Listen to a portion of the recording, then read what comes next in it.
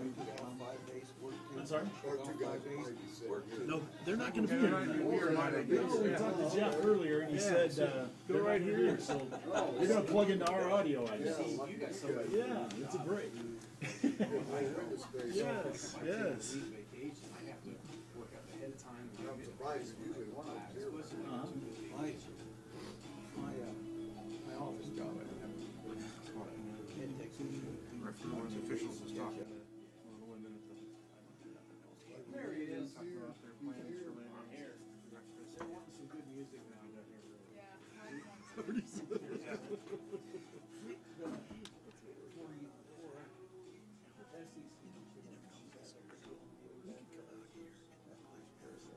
Yeah, we really make this thing. Oh yeah, make this thing. Sure good. It's probably they're wanting us down there now, but all senior parents are need to line up down there. Yeah, I just talked to House. We have Paul Ryan, so I guess that right. That is a saving grace. But yeah, you're absolutely right.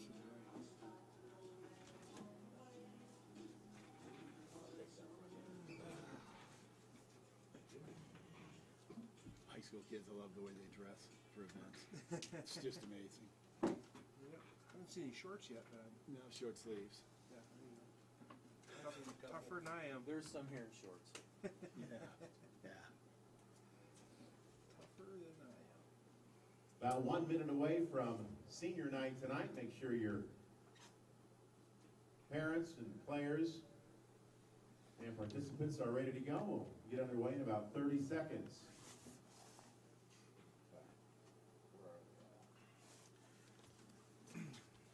The sun was setting. Place your pari-mutuel bets. The sun was setting as I was walking out. That guy at the gate goes, "Hey, sun's gonna come out here pretty soon. I can't wait till it gets up there. We're gonna warm up here when the sun gets up pretty soon." That's pretty good.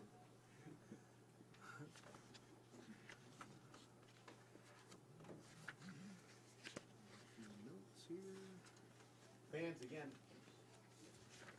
Fans, welcome to West Burlington High School and Bill Nelson Field for senior night tonight. We will honor our senior football players first and managers, followed by marching band and cross country. Our first senior we'd like to recognize this evening is Alika Jackson. Parents are Jeff Jackson and Abigail Jackson. Activities while in school, student council, I'll probably stand up. pep club, softball, Does that still work? Or is that and of course football manager. It's right in our way. Favorite moment as a West Burlington I'll student just stand if I need to. I've always was post-prom while playing Always human stood up. soccer ball. She hit Tucker Morris so hard he flew 4 rows into the bleachers. Her future plans are to continue her education at an undecided college for her master's as an athletic trainer. Thank you and congratulations.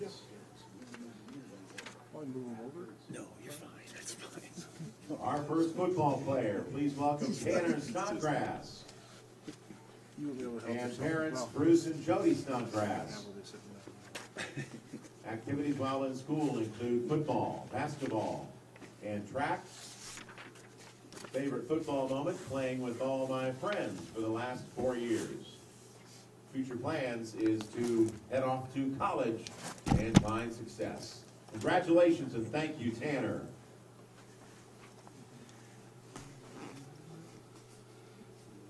Our next senior, Reese Richards. That's my plan. Parents are Ryan and Carrie Richards. Reese's really activities include football, basketball, and track. Those numbers are hard to see for. His favorite football moment is playing with his best buds since he was little. Future plans are to attend SEC and transfer to a university. Thank you and congratulations, Reese. Caden Murphy. Is that there? Next up, my man Ty Russell. 20. Parents, Megan Van Zee Senior night. and John Russell. As a sophomore on there. And stepfather, Dr. Merlin I'm Van never Zee. going to be able to see those numbers. Activities while in school: football, basketball, golf, choir, musical, star mentoring program, Leo Club, tutoring, and Get a Grip committee for Red Ribbon Week.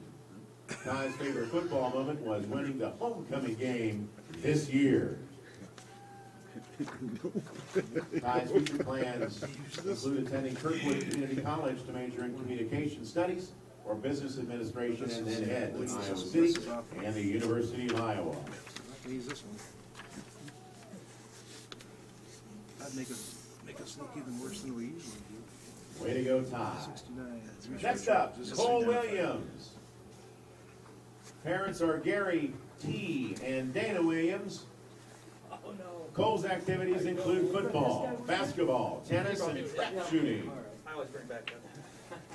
Cole's favorite football moment is a classic, messing with Coach Orth before every single practice. So this is you. Cole plans to head to SCC next year. I can get that Congratulations, number from here. and thank you for your efforts, Cole. I'm gonna start to. Let's screw up this way because they want to go home. She looks like she's just Our next senior night football player, Tyler Graham. younger than he is. Parents are Sarah Graham and Shane Williams. Of course, we might have Tyler's activities in school include the sound of music, from here. Maybe. football, Call it from and here. track and field. Still stay in our form. But, so, on. His favorite football moment, And. he tackled the other team's best player and caused a fumble. Let her roll. His future plans go to SCC for computer programming. We just let it sit until they Yeah, it doesn't look like there's any delay either. it goes out of bounds. Our next senior, So, but yeah, Riley they'll stay Koenig. in their same form. You'll see them. They'll kill it. parents are Brad Koenig and Melinda Koenig. Does so. Other than that, Riley's activities include baseball, basketball, football, and golf. No, their numbers will be Favorite terrible. football moment was winning see, you're homecoming. working a lot Put their harder. roster up. You're working Riley's future plans include going to college, studying criminal justice, and playing basketball. He's working. I'll see the watch. So Next up on senior night is Austin Joe Hunter's Mixer. playing for Shady. Parents are Brent and Melissa Mixer.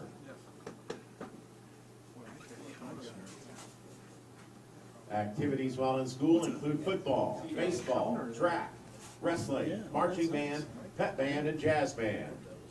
Austin's favorite football moment was last year against Keokuk. He'd recovered a fumble, and on his way to the sideline, he went to chest bump with Coach Webb, and he knocked me over. And the next game against Mount Pleasant, he forced a fumble and went to chest bump Coach Webb again, but he slipped and undercut him, and he fell over. And we got an unsportsmanlike penalty called on us. Austin's future plans include attending an undecided four-year college studying sociology, history, and hopefully playing This isn't right football. Oh, That's yeah. not it it. is. Yeah. 12 count, right? Next up, from the marching band, senior Xander Chalupa. Parents are Aaron Bradley and Adam Chalupa. Well, that sounds good. Xander's activities while in school include art club, band, plays, and musicals. Favorite marching band moment, when a fellow band member didn't see my trumpet laying on the ground and stepped on it. The front bell was bent in half. Back then I was mad, but looking back now, it was very funny. My trumpet is still bent. Future plans, heading to DMAC in Des Moines to get a degree in art, then move on to either be an art teacher or a journalist. I guess they're not too bad. Our next senior, from the marching band, Adriana Mode. Parents, Mark and Nikki Mode. Activities include 3 years of softball, a year of volleyball, a couple of years in basketball, 2 years of track, Friday's choir, not show gonna get choir, away. band, and jazz Friday's band. not getting away. Favorite marching band moment for Adriana every year, except for this year, we go to the Fort Madison and Mount Pleasant competitions, which are held on the same day, one during the day and one in the evening. At the Fort Madison competition, they sell homemade pies, which are always very good. Every year I get a pie, eat it with my friends, while we watch other groups perform. Future plans include attending Kirkwood Community College to study paramedicine and become an EMT and firefighter. Next marching band member is Keegan Moore. Parents are Charity and Mark Moore. Yeah, probably, yes, he will. Activities while in school include band. Favorite marching band moment for Keegan is the contest tomorrow, as it's the last marching band performance ever for Keegan. We thank Keegan for being part of the marching band here at West Burlington. One more marching band member, senior Colby Shank. Parents are David Shank and Tanya Brookhiser. Activities while in school include band, tennis, and Boy Scouts. Favorite marching band moment. At a time a few years ago during marching band, Eveleth was unhappy with the band member who was in my grades marching skills. So he told him that his marching band is not the sauntering band, but a marching band. This was very funny and has been a joke ever since. Colby's future plans include going to SUC for 2 years, then moving on to a 4-year college, and hopefully becoming a video game designer. So much better for both of them. Our next senior from cross country, Jonah Marlowe. Parents are Jason and April Rittenhouse Marlowe. Activities in school include cross country, basketball, soccer, and track. Favorite cross country moment, the 6:30 a.m. practices on the weekends.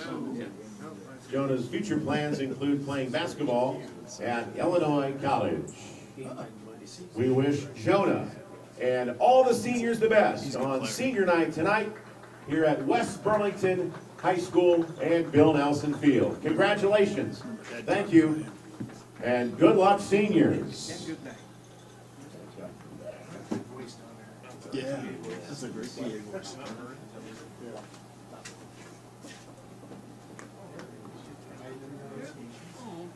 Not yet. Cool. You need them more than I do, probably. We gotta go on the air. 6:44.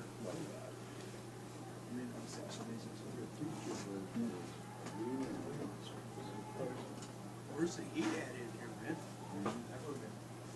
Actually, they're used to have space heat. Are there some challenging ones, Sean? Oh, yeah, geez, Wooly, I think I got one of them wrappers in my garage. Inspector didn't make them take it out, did they? No. It's been long, we haven't had it up there for probably 6 years. It's been a while, but we had 2 or 3 of them. When we first started coming up there, it'd be like absent season, and we freeze our ass off in there.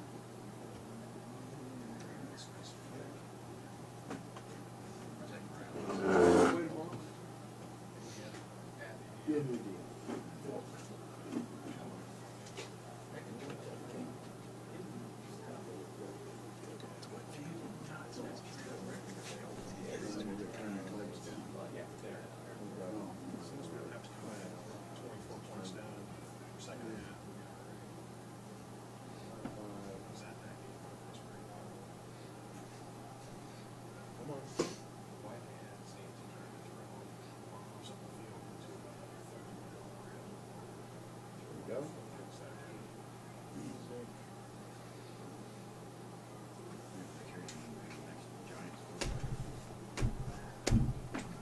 And your athletic director here, fairly well.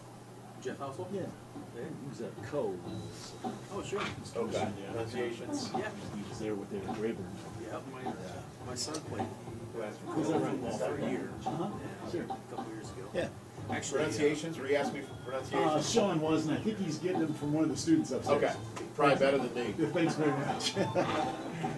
actually, Paul Ryan, his dad, David, is Yeah. my wife's cousin. Oh, Dave's a really good friend. Oh, yeah, is he? Yeah. Yeah, So we'll have to give him a hard time. We'll have to share Dave's Oh, stories. yeah. Yeah. Paul's a heck of a... Actually, I live just right by the bus barn. Oh, yeah, you. So, Anyway, Yeah, but it doesn't stop. I live by the bus barn, so they're parking in my driveway. Sure, they might carry their driveway. That's cool. Oh, the Ryan family's somewhere my very best friends. Yeah, they're great Yeah, people. great people. Our kids So grew Shirley, up, our kids all grew up together. Yeah, oh, good. Yeah, My Shirley. for Shirley. So their grandmother Shirley is her sister is my wife's mom. So yeah. That's a small world. Paul is a heck of a football player. Falls. Well, yeah, when his name's mentioned in our local newspaper, being How we doing there, buddy? Fans, make sure to stop by the SCC booth for a chance to win a $250 scholarship to Southeastern Community College. It's open to all juniors and seniors. Sign up now over near the bus barn on the south side of the main grandstand. We'll announce the winner at halftime tonight. Get signed up for that $250 scholarship to SCC, available to all juniors and seniors tonight here at West Burlington. The winner will be announced at halftime. Sign up now for that scholarship just south of the grandstand at the SCC tent. We'll do our best.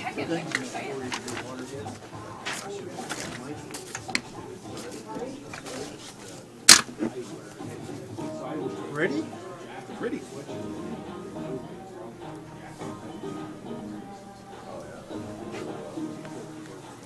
Good evening and welcome to West Burlington for tonight's 2A District 5 matchup between West Burlington, Notre Dame, and Mount Vernon. I'm Sean Moore alongside my friend and broadcast partner John Cochran. How you doing, John? I'm doing great. Thanks, Sean. It's good to be back here with you. It's a little chilly. Keep in mind, No space heaters here in the press box. there's plenty of room though, and we're happy and ready to go for our second to last ball game of the regular season. John's last game of the year, which is too bad. We're going to be out next week, so it'll be Ed, Tim, and I. So your last chance to get yourself a little John Cochran for the airwaves tonight. People are cheering back in Mount Vernon. No, I don't think so. But I do think there are probably plenty of folks back in Mount Vernon listening tonight. We're hour and a half, 2 hours down from home tonight on a night where it's just chilly and cold and a little bit wet. And the only plus side is there's not a lot of wind. Other than that, not a pretty weather night tonight. We had rain here most of the day, we understand, and that's a wet field. Pretty soggy. Talked to a couple of our coaches before the game, so you can hear the squish when you walk in certain parts of the field. So that'll be a factor in tonight's game. How that impacts the play calling and certainly will impact the footing and how quickly these guys can make it. Mount Vernon rolled over Comanche last week, 53-21. They rolled up about 400 total yards in offense. Paul Ryan ran for 266 yards and 4 touchdowns. And you and Ed, Tim, had the call last night. What jumped out to you last night in that win, or last week rather, in that win over Comanche? Just what a challenging night it was from the circumstances standpoint. You know, set aside the weather, Sean. You know how difficult it is to get the adrenaline going, get warm, come out emotionally, get ready to play a physical game, and then have to just shut it down. And really, our guys went down into that gazebo on the east side of the field and waited out about 2.5 hours of rain delay. And then we to thank give that up Community 3 College different for times during the night is not Falcon only football taxing tonight. Make sure to get signed up for that $250 scholarship for our at the guys. I thought they SCC did a tent that nice they'll give job away of at coming out halftime ready to tonight. play. Did you know that SCC offers full ride scholarships for valedictorians and salutatorians? Staff did a nice job of making 2 sure years that of free they were college, ready not a bad deal. when they came out. Make sure to ask It's kind of Southeastern stands out representatives just what a difficult about night those it was. scholarships. Yeah, it's going to be an equally challenging tonight here, battling the elements, staying focused on the road.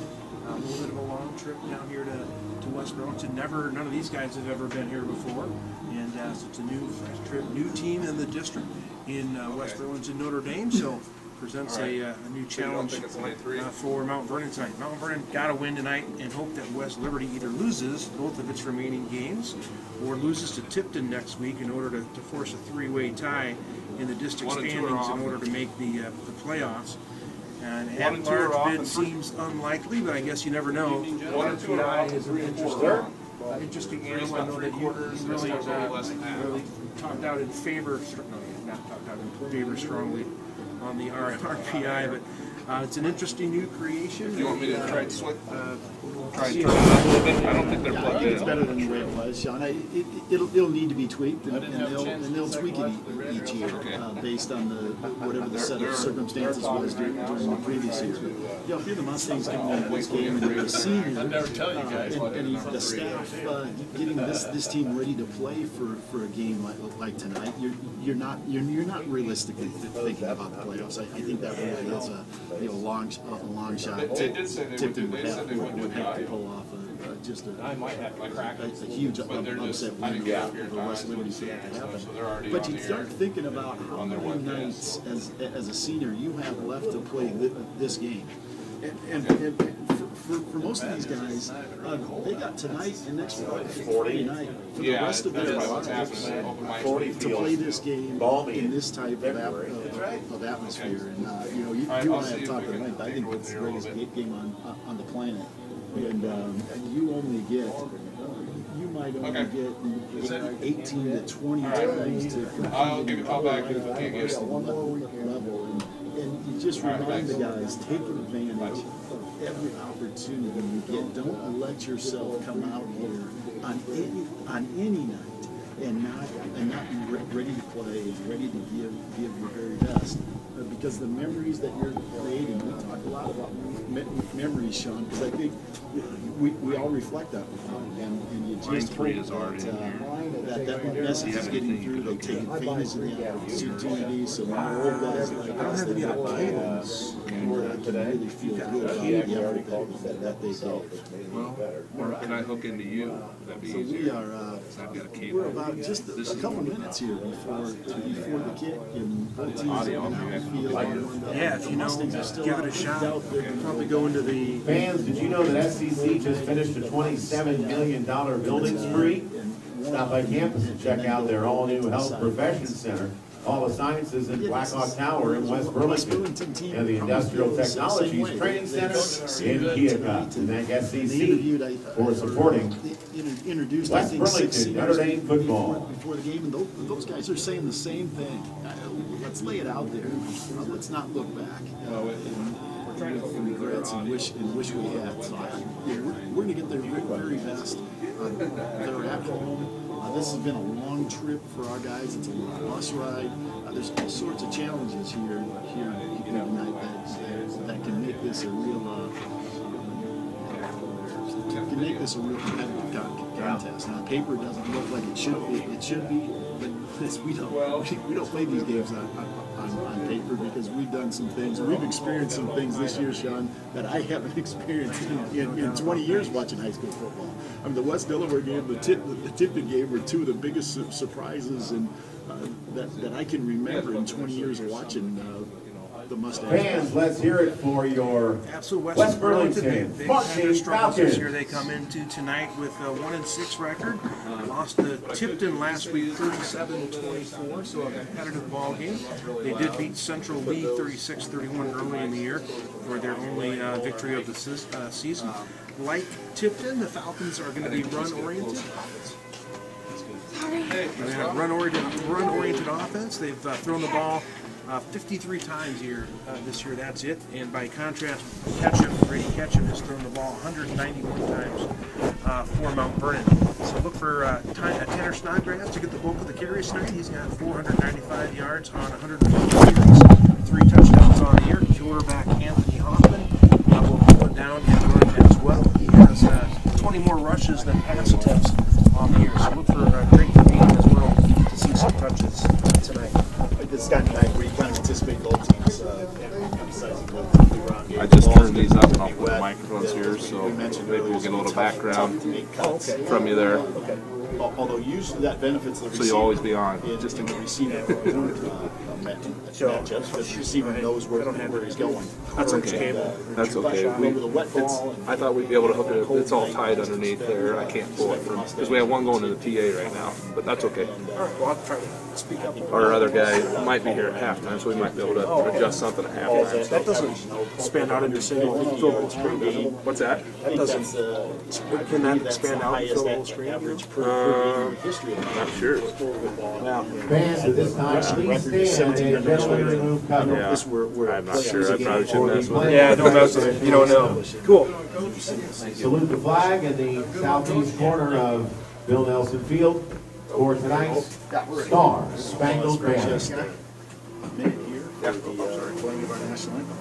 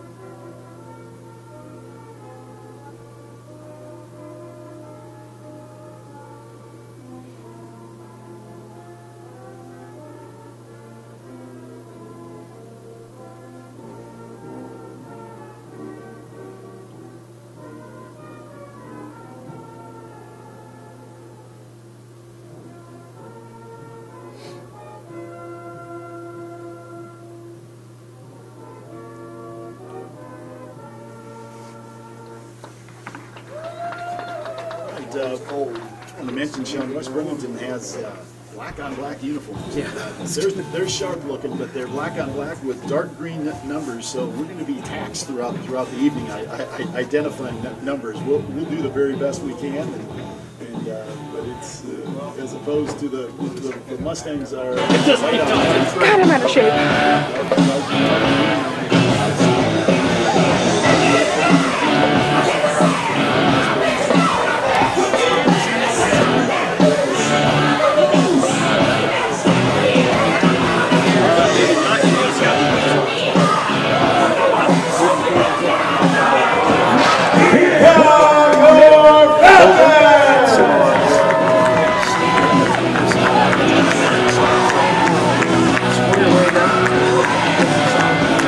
Football, it's going to be really hard to see those.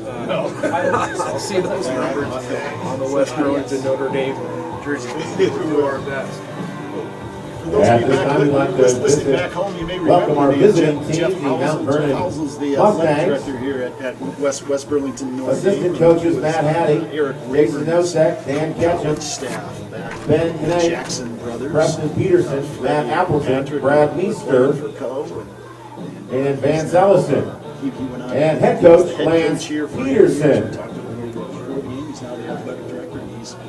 And now your Falcon coaching staff, assistant coaches Mike Gurius, Michael Olson, Jordan Webb, Ephraim Twilling, Chris Conley, Darren Orr, Players making Trevor Shore, the coin toss and see if we can actually nail it here. and athletic trainer Aaron Bush. From Great River House Yeah, and and maybe it's the Aaron combination of you and I that gives us no prayer Falcon in terms football. of getting the coin toss. And your head coach, Jay Eilers. You know, it is relatively not a strong wind. I guess that's the silver lining on a cold night, like a really chilly night. The wind, the flags are almost limp. There's a little bit of a breeze, but the wind would not be a factor at all tonight, which is positive when teams do decide to put the ball. There's the coin flip We're going to announce the coin flip. That'll help us a lot. by head referee Greg Worrell. That PA guy will help us out a lot on that. Other officials tonight, umpire Bob Houndstein, linesman Brandon Cummings, Sponsors here get a few of line those. judge Our sponsors, Travis Mustang Lutnager, Gas sponsors in before the and back game judge begins. We're also Tobias working in the Lunsford. We're having seeing right in front of our face. Mount Vernon Bank is proud to support all Mustang athletics. See Mount Vernon Bank for all your financial needs. Ability I hope I did. in Mount Vernon specializes in the evaluation and treatment of sports and orthopedic injuries, sports sprains, strains, and pains. Please call or request an injury evaluation. Elite Plumbing believes a flush beats a full house. See Nick at Elite Plumbing for your next project. Kitchen by Design has 3 locations to serve you. See Dean Apple and Lisbon for your next project. Mount Vernon Family Dentistry offers a holistic approach to dentistry because going to the dentist should be a pleasant experience. Mount Vernon Family Dentistry is guaranteed to make Looks like West Burlington won the Convenience toss. Pub and Grub is the place where friends go for great food They and will drinks. receive the Convenience opening Pub and kick. Grub is proud to support our athletes on and off the field. Sounds like And West defend the Burlington north has goal. won the toss, and they have elected to receive.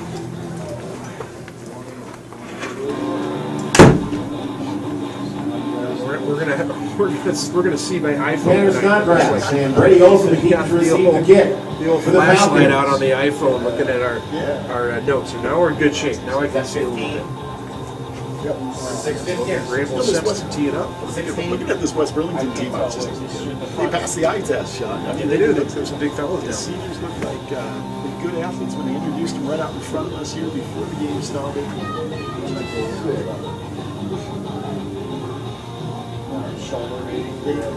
They're certainly going to have some talent on. Set to kick it away from Mount Vernon. Their challenge is probably in establishing Number 16, Garrett Mormon. throughout the season. So that'll be good. Check that 15, Logan Griebel. Really nice job. Let's play Falcon football. The last 3 weeks of winning the line of scrimmage on both sides of the ball. Might mention that Joe Hunter starting at the right guard position for Max Shady tonight. Max has an injury he's dealing with tonight. Grable's supposed to be fair caught at the 10-yard line by Tanner Snodgrass. We got a flag. What's going on? Looks like a full fair catch. Now they're lining up again. No flags on the play. Maybe they just weren't set for play. Well, there's a flag on the far side. Let's see what's going on here on the opening kickoff. They're going to mock. We might have been offside. It's that way. Offside, Mount Vernon will kick it again.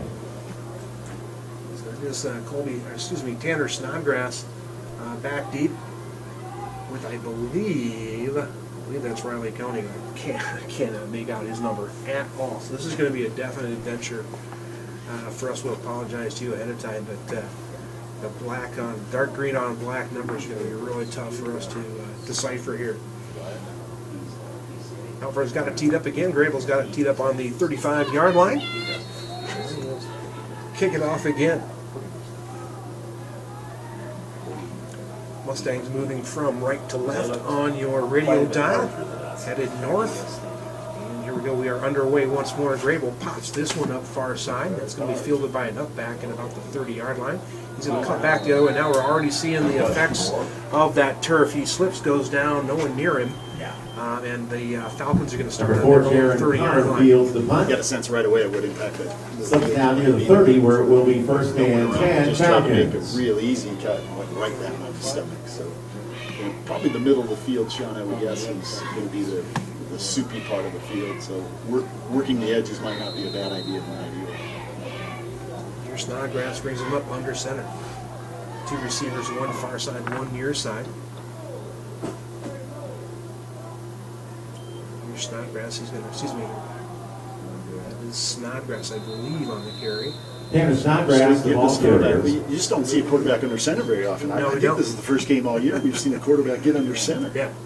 Hit by Gets, Mitchell Milwaukee. tipped into a little bit of A that. little bit. 16. It's going to be a gain of about 3 yards on the play. 3-yard gain sets up second down, Second 7. and 7 at the 33, their own. For West Burlington.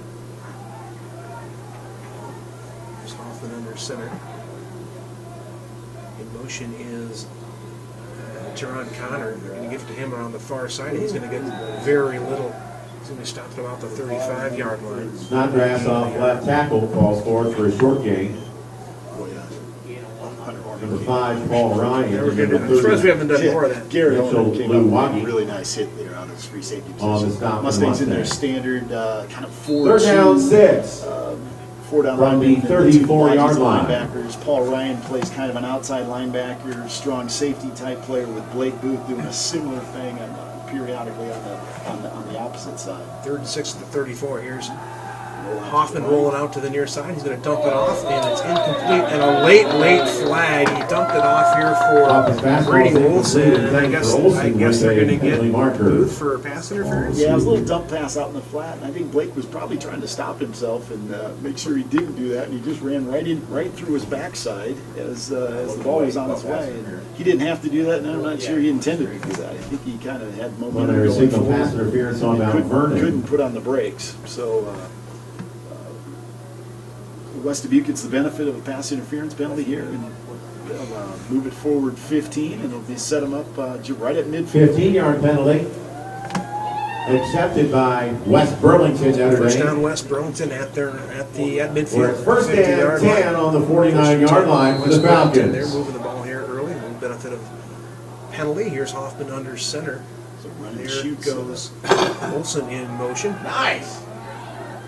Give is to, that is Anthony Hoffman. Anthony Hoffman on the keeper, off right tackle. First down. Nice tackle by Tyler Elliott coming up in his safety position. Not This is by really the old 58, run and shoot Schultz. shot back from the 80s. You got quarterback under center and a fullback Only directly gain of behind him. 4, Two second halfbacks down, set 6. out, really got Over inside the midfield. tight ends, and one of them goes in motion, kind of sets up an automatic power on one side or for the other, and they can run a true triple option out of that look. Here's second and 6 from the 46 of Mount Vernon. Here's Hoffman giving it inside. Nice running there by Snodgrass up over the 40. He's a big guy. He's got enough for a first down. Stopped by 39 and Portman. still That's getting used good to for a Falcon. That looked like Carolina. First and 10, West Burlington, It's Notre just Dame. really hard to make out these numbers. Yeah. Good start though. On the West Burlington. 39-yard What line. they were hoping to do, establish their ground game early, and defensive line. It's hard to dig your feet in. It's hard to get traction here. You got to get off the ball quick. Jerron Connor in motion. Tanner Snodgrass on the carry. Another first down. Senior 6'2", Stop by 197 pounds. That's He's good one of those for a kids that Falcon. they introduced before the game, showing that just First looked and 10 on the athletic. 28-yard line, West Burlington, Notre Dame. At a halfback position, he's going to be a load. Thurstonton, West Burlington at the Mount Vernon 28-yard line. 9:36 remaining, first quarter, no score yet in the ball game. First possession for West Burlington. Here's Hoffman under center. He's going to give it off to Snodgrass again. He picks his way forward for Snodgrass 4 or 5 yards. goes it up the middle. Yeah, Mitchell Lawaji kind of hanging on there. Good thing he made that tackle after about a 6-yard Call gain. it 6 yards. Stopped by Luwagi. That give has been really Gain of effective 6. here early. Sets up second down 4 on the This 22. triple option look, you just don't see it very often. You really have to be gap sound and stay with your assignment. Hoffman keeping it this time. He's going to go nowhere this time, and it looks like Lawaji meets him at the line of scrimmage. Hoffman keeps it. He hits the line of scrimmage by Luwagi. We've seen both Lawajis make their presence felt in the last 2 plays. And God, they've been so critical to No gain. the Third success down, of 4. this defensive unit. I think it's Mitchell that also plays that left guard position on the offensive side. Big third down here for Mount Vernon, 3rd and 4. Pitch is wide. That is Cut it up, cut it up, cut it up. Very nice Eli play. Collier. Aaron Connor, the ball carrier, out left hand for a short game. Very nice play by Ran Ryan around Clark. by Ryan Clark. He beat his stock block and beat the back to the edge. They'll bring up 4th down for the Trying to run a Falcons. pitch to Paul Ryan's side, and I'm not sure that's the best recipe. They probably want to work that to the opposite side, but Paul pushed that. He pushed that back about 3-4 yards into the backfield, forced the back to belly out. 4th and 3 for West Burlington on the 21-yard line of Mount Vernon. Give this to Snodgrass, and he's gonna have enough. Snodgrass, the ball carrier, It's gonna be close. I think he's gonna up close to the 16-yard line. Running there for Snodgrass. He's First looked down really West Burlington. That's good Really for hard a to say Falcon. Delaware West. First and 10, West Burlington, Notre Dame. So first down West Burlington. Ball's on the Down to the 18-yard line of Mount needs to Vernon. dig their heels in here and make a stop. Somebody's got to step up and make a play. Yeah, Tanner Snodgrass. If he can get into that second level, he's going to be a real difficult challenge tonight. Inside give is, no, it's kept by Hoffman. He's going to get ahead, straight ahead running there for a gain of about 4 or 5 yards. It's played by Garrett Horman again, coming up from his safety position. I'm sorry, that was number 66. Hoffman keeps it up the middle, stopped by Horman. Which one is it? That's Mitchell. And the Lance. I'm sorry, that's Andrew. Get for second down 6. Andrew had to change his jersey number because he's playing on the offensive line. 2nd and 6 for West Burlington. That's going to be stuffed right at the line of scrimmage. Really no room there. Nick Casey did a nice job of making that hit right at the line of scrimmage on Snodgrass that time. That's what you're just going to have to do. You have to take that fullback out of this offense. If they can establish the fullback, it just opens up everything else. If you take it away, 3rd down really 6 on the 14-yard line. Nick Casey, Wyatt Standrow, those two guys, Aiden Howard Schultz, those guys are going to be really important here in shutting this offense down. 3rd and 6 for West Burlington at the 14 at Mount Vernon. In motion goes Connor. And there's Hoffman stopped in the backfield by Nick Casey. Hoffman hit the backfield by it up here. 44 Nick Casey. Field here, I think, unfortunately, he slid out. He bellied out after riding the fullback and tried to plant. His leg slipped, and he got hit at the same time as his leg was slipping and had an awkward, he fell off. Hoffman injured Falcon on the That's play. nothing serious, but you could kind of see that coming on that play. It's going to bring up a 4th and 12 when we return to action to play a stunt for the injured player. Give us a chance to look at our sponsors here again, John, for just a moment. Mount Vernon Booster Club's mission is to sponsor and fund various activities associated with Mount Vernon student athletes. Contact a booster member about joining the Booster Club. Iowa Physical Therapy offers a wide range of physical therapy services to get your athlete feeling better and stronger. Iowa Physical Therapy with offices in Mount Vernon and Monticello. SB2 is a local Mount Vernon architecture and management firm serving the global construction industries who can help you turn a vision into a reality. SB2 wishes the best to the student athletes who are among our #1 community resources. And they are helping, that does not look good, they're helping Hoffman off the field here under the,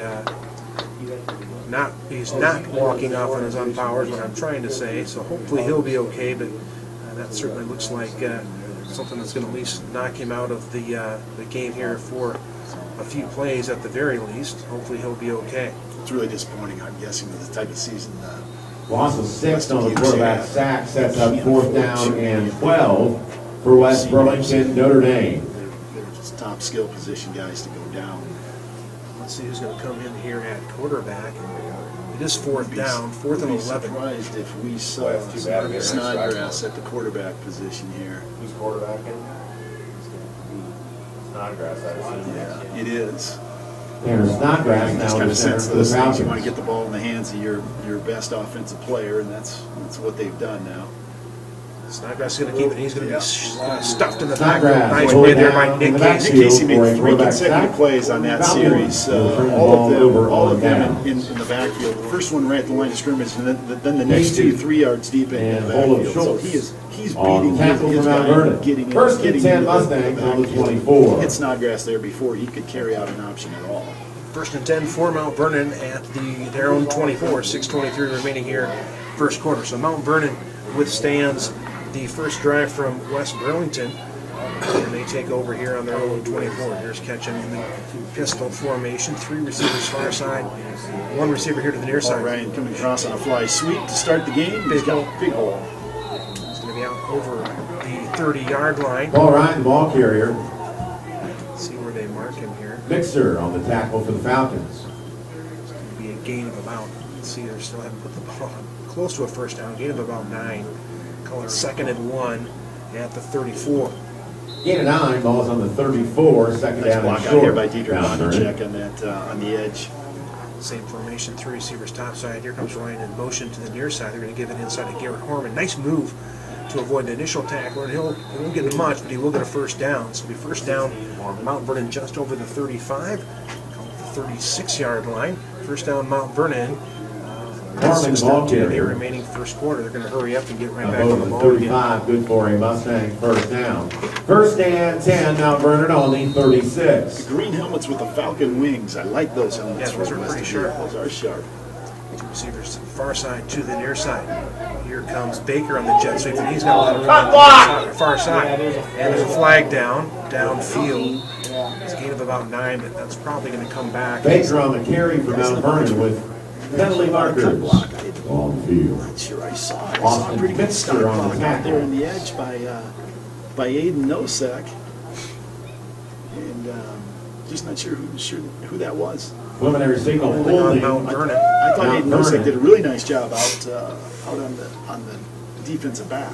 Must have been further inside as that holding took place. And down the field, it looked like it was thrown. Yeah. The point of attack will look like it was blocked cleanly, but down the field, they caught someone for holding, and so it's going to bring up first down for Mount Vernon. First and about 17. yeah, 17 or 18. Ball placed down at the 30-yard line. First and 17 from there for Mount Vernon. Two receivers far side. Looks like Vodricek to the near side. Norman and Ryan in the backfield. And they got someone to jump. The ball's on the ground. So I don't know if they blew the whistle or not. That one kind of stopped.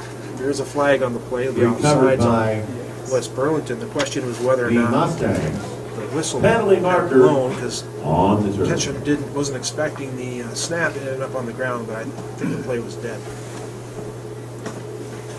Dead ball. I think the Mustangs were anticipating that play being blown dead. Offside on Nobody the really Falcons. fired off the ball. 5-yard penalty. Waited for the whistles to blow. It's not necessarily a dead ball though. Try first down and If they don't blow the You whistle. got to play. for Mount Vernon. It's clearly not if they don't blow the whistle. That's right.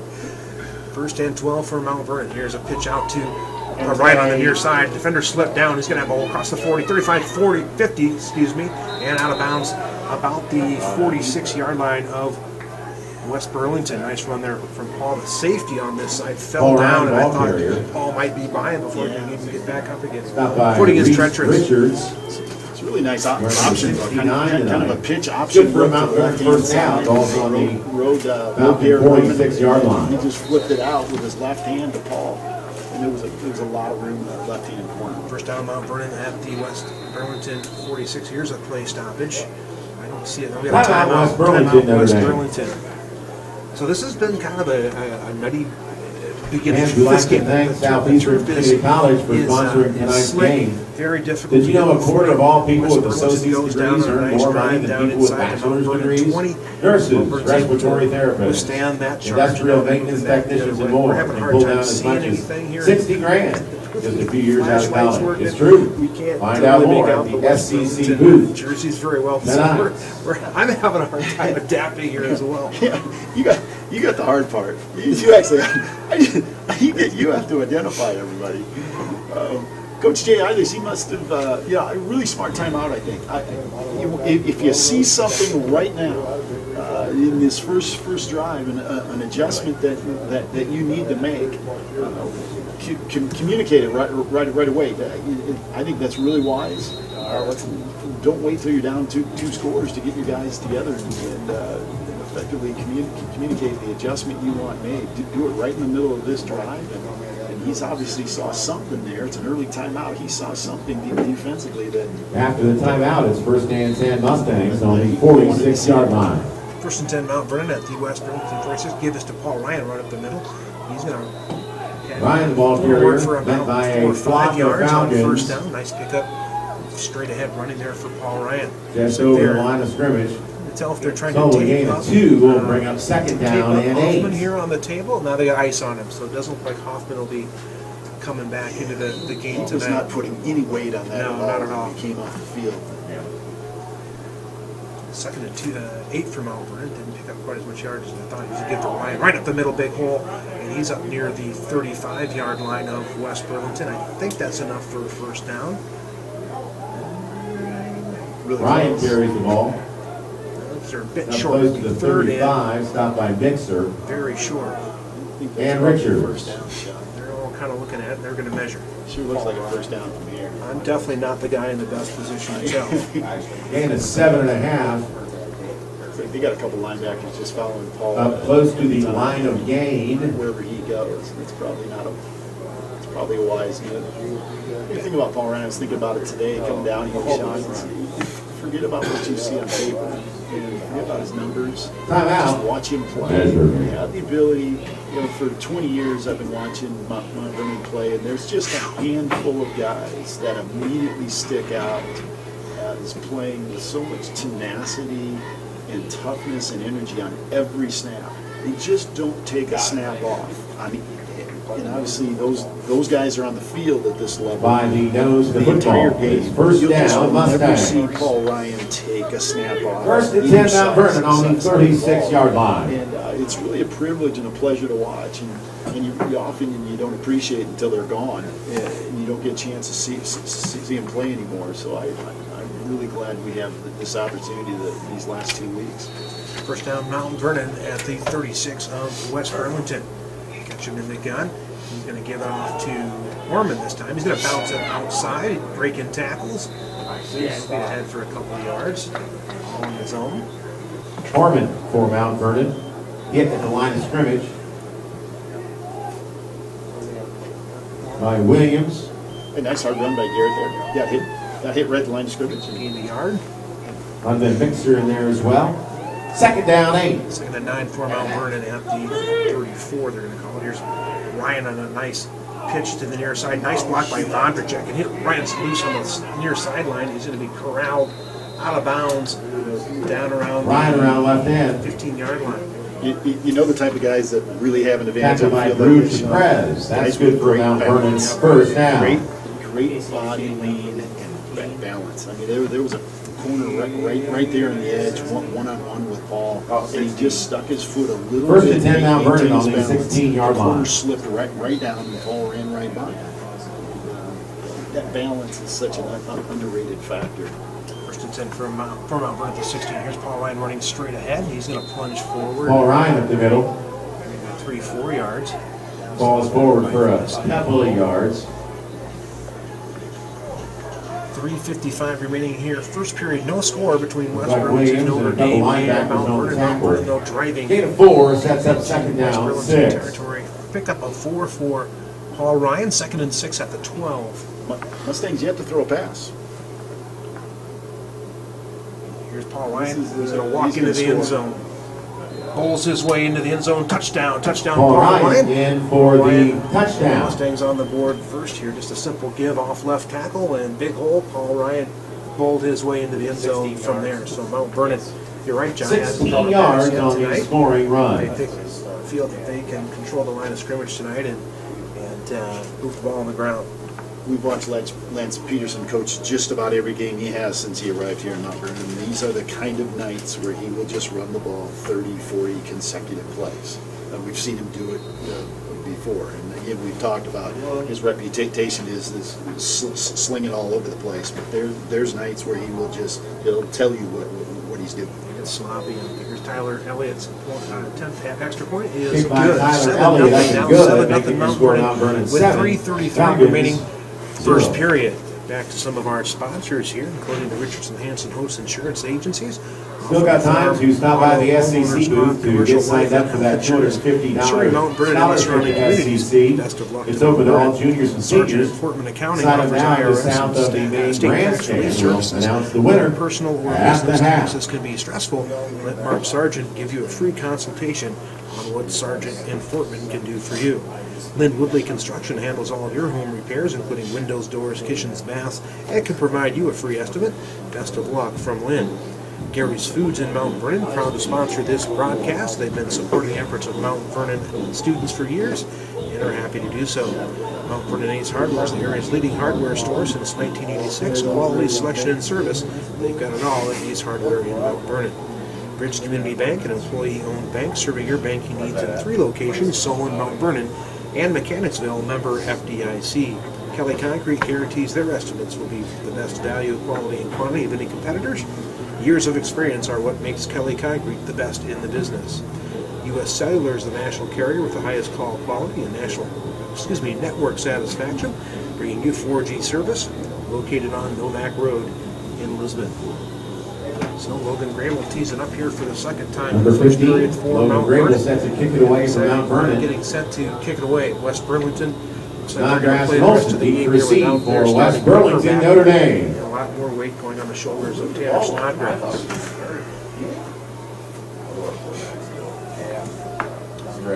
Field position obviously really important on a night like this too. You just don't flip the field very quickly on muddy fields. And so, Penalty marker. Yeah, we got a penalty mark. We've been offside several times this year on kickoff. This is not a new issue. Twice in a row. Twice in a row. Legal procedure on Just doesn't seems to be a fairly correctable problem. See that white line? Don't pass Don't it pass it until he kicks it. It's a pretty clear message, isn't it? I think that's pretty clear. Back to receive the kickoff here is Tanner. Offsides on Mount Vernon, moves it back 5 yards. yards. They'll kick it again. I think that might be Gerard Connor. Those of you that have followed track and field at all, we were talking before the game. A couple of years ago, they had a couple of guys named Trousel and Williams in this program that did some things on the track. They won multiple Drake Relays titles. Williams is now really an effective football player at UNI. They play at the University of South Dakota tomorrow night, Sean, by the way, and he's a dude.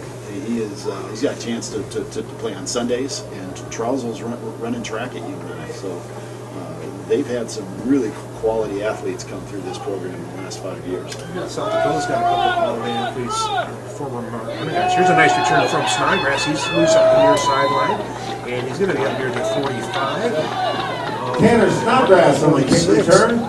West Burlington, nice return there from Snodgrass. He's going to head right back out onto the field, and I expect to see him under center. Drew watching on the tackle. We've seen a lot of Tanner Snodgrass so far, haven't we? Yep, I think we're going to see a lot. 22 yards on the kick return, sets up first and 10 on the Falcon 46. Guys, it's funny what senior night does to guys. And I mean, he looks like a really good football player, and it's not senior night. He's 6'2", 200 pounds, and can move. Ball's on the ground. Snodgrass does finally corral it, but they're going to stop him about the line of scrimmage. The ball is wet. Tanner Snodgrass keeps it compound that with the fact that I doubt Snodgrass has taken many snaps under center. And no gain, second down, had a lot 10. to do with that miscue on that first play. No gain on the play. Second and 10 for West Burlington at their own 46-yard line. Call it short gain, second down 9. Call it a yard gain on the play. It's funny, their wide receiver number 12, Riley Keenan, comes over the bench to get the play call, and then he calls it in the huddle, and then runs out to his wide receiver position. Yeah, he's slipping all over the place out there, guys. Trying to go in motion. Now the ball's on the ground again. This time Mount Vernon got that one. Fumbled on the play. Twice in a row they didn't get the snap up. Mount Vernon takes over on the West Recovered by the Mustangs. 7-yard line. It's a mess out there. That was trying to identify. Got on the ball. That was Joe Hunter. Joe Hunter got on that ball and got some penetration and beat Snodgrass down to the ball on that. And Joe turns around and gets ready to play his right guard position. Mustangs take over on West Burlington's 47. First and 10, Mustangs on the 47-yard line of the Falcons. Two receivers far side. Shotgun give is to no. Fake hand off to right. He's going along he's got Bondarchuk. Really He's nice got Baker down the near sideline, complete down to about the 15-yard line. And first down for Mount Vernon. What a nice read and throw by Brady Ketchum there. We had a Brady post Ketchum's route, pass wheel complete route to Zach coming Baker. behind him, and he read that exactly. Like Carson right. Chapraz. Hits that Zach Baker right in stride along the sidelines. Good for a Mount Vernon first down. Looked good throwing it too. Got back quick, set his feet. He made a quick decision, got the ball out of his hands, and made a real accurate throw. First and 10 for Mount Vernon at the 15-yard line. Here's a give to Paul Ryan, running inside. Breaks a tackle, breaks another tackle, rumbling his way toward the goal line. He'll be down inside the 5. Paul Ryan, ball inside carrier. the 5 will be first and goal, Mount Vernon. What's Paul listed at?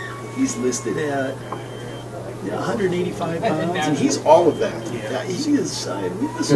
We've seen Mustang first down. First and goal from the floor. Some drives, and guys lose interest in tackling him. First and goal, Mount Vernon at the 4-yard line. Ketchum's going to keep it himself, and he's going to break the play. No, he's not. They're not calling anything yet. Really close. Ketchum keeps He's not it. quite in. He'll be down about the goal line. Inside the 1. Second and inches. Second and goal, second and Short inches. game stopped by the interior defensive line. The 51 remaining Falcons. first Second quarter, down goal. 7-0. Mount Vernon leading it. Brady Ketchum trying to get on the board. Rushing style, doesn't quite get there. He's in the shotgun. Ryan behind him. Give is to Paul Ryan, and he's going to walk into the end zone. Touchdown, Mount Vernon. Paul Ryan in for the Mount Vernon First quarter, touchdown. Mount Vernon extends the lead to 13-0. Extra point coming up. Really nice lead block by Garrett Horman there, and we've seen that play run over the years since Lance got here probably 1,000 times, haven't we, Sean? It's just a simple give with the other back leading up and taking the first guy he sees, and Paul cuts right off his shoulder. Tyler Elliott in to attempt the extra point. It's going to be an adventure tonight. Good snap, good hold, and kick is on its way, and it is good. Kick up and good. From Making Tyler the score, Elliott. Mount Vernon And 14. Mount Vernon jumps out. Falcons A 0. 14-0 lead here with Fans, 1:36 science degree remaining. started at SCC. Quarter. Their multi-million-dollar Nice Hall job of on his Sciences in PATs. West Burlington is now Taking his open. time, making sure his plan. See how you fits can earn there. your AA at It's SCC. really smooth. Then transfer on to earn a science degree in chemistry, biology, physics, or prepare for engineering. All 14-0 at Mustangs with a minute Southeastern and a half Community to go College. here in the first quarter. It just looks like on that drive, Mount Vernon just pounded the ball down. Took control of the line of scrimmage. That play action pass. They said they hadn't thrown a pass all evening. Great time to throw a play action in there to Baker down the near sideline. That set them up down inside the 15-yard line. So Mount Vernon jumps out to a 14-0 lead here after West Burlington drove on the opening drive of the game. Challenged Mount Vernon, taking down inside the 20. And Mount Vernon withstands that, and now they put an additional score up on the board here. Olson and Snodgrass keep to receive for the Brady Falcons. Olson back to receive with Snodgrass. I'd kick it away from Grable him. set to kick it away for Mount There's Vernon. absolutely no reason to kick it to the left side of the field right here. They went back to the 45 last time. It's been pretty well established who their best football player is. An opportunity to keep the ball away from him for one play. Yeah, let's give somebody else a chance. Let's sprint around. Let's give Brady Olson a shot.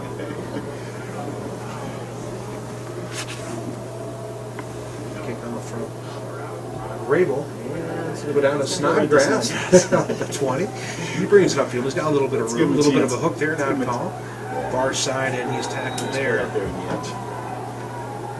Tanner Snodgrass takes it Way on the back. other side of the field, folks. We got 15 best to yards. identify who that was. It was a really nice play out on the edge. Yeah, it's pretty difficult from this vantage Ran point. down just past the 25-yard line. Was From either first and 10 either Falcons. I think it was Andrew. I think it was Andrew Lodge. If it wasn't, that's always a good guess. West Burlington's going to take a timeout here as we wrap up the, got 129 remaining here first quarter. I'd like to thank Copenhagen and Associates, offers friendly, professional, and personal service. You get the hometown feel even with your taxes. Call 895-6001 to set up your consultation today. Elliott's Uptown Fitness and Dance Arts Iowa offers workouts on their treadmills, elliptical, stair-steppers, recumbent bikes, free weights, exercise balls, a stretching area, and sauna located in the former Mount Vernon Middle School. Lincoln Wine Bar invites you to call them for your next private party. Lincoln Wine Bar has a party planning specialist that can give you ideas and a great menu. The Lincoln Wine Bar in Mount Vernon. The law office of Guy Booth would like to wish the girls and boys a great season. Guy Booth is a proud sponsor of Mustang Sports and is thrilled to sponsor the Mustang Cats. We are thrilled to be here.